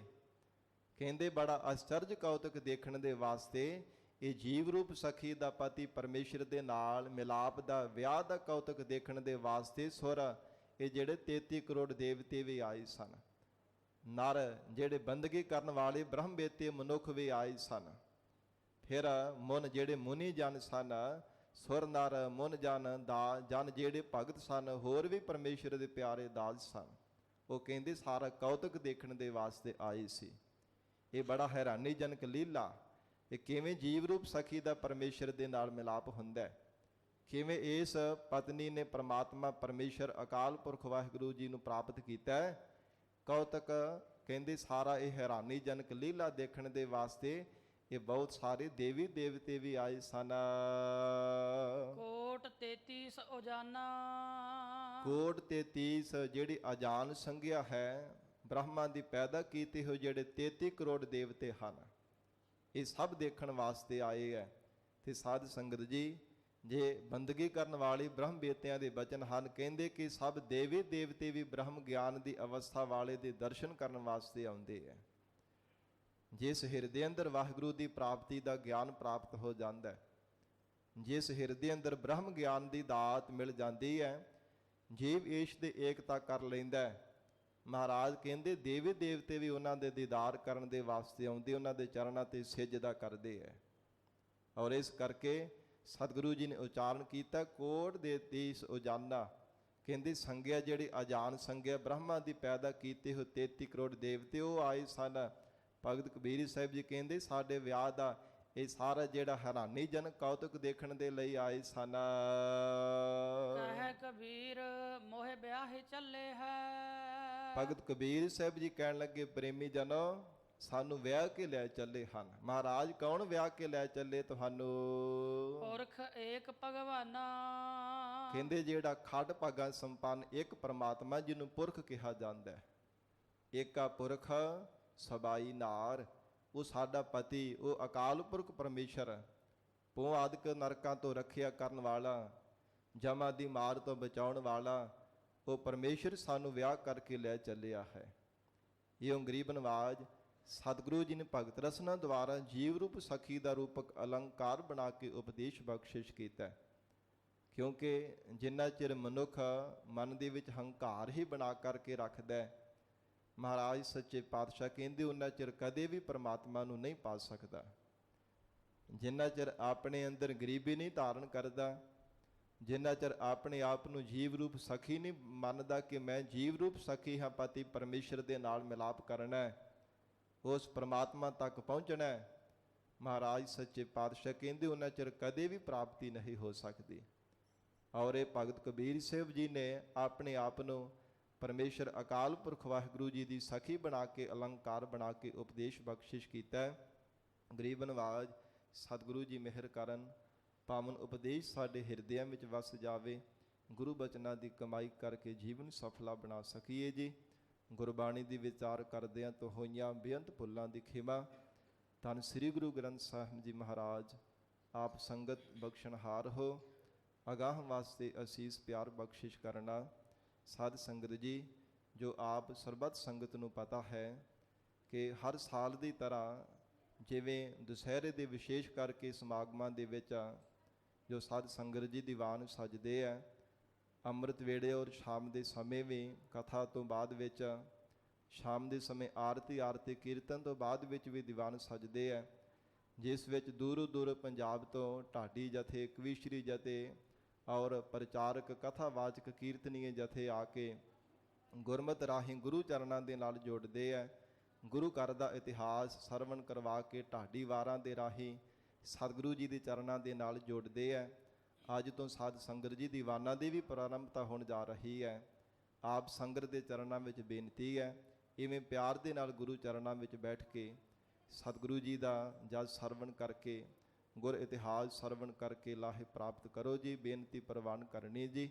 ਦੇਹੋ ਸੱਜਣ ਅਸੀਸੜੀਆ, ਜੇ ਹੋਵੈ ਸਾਹਿਬ ਸਿਓ ਮੇਲਾ।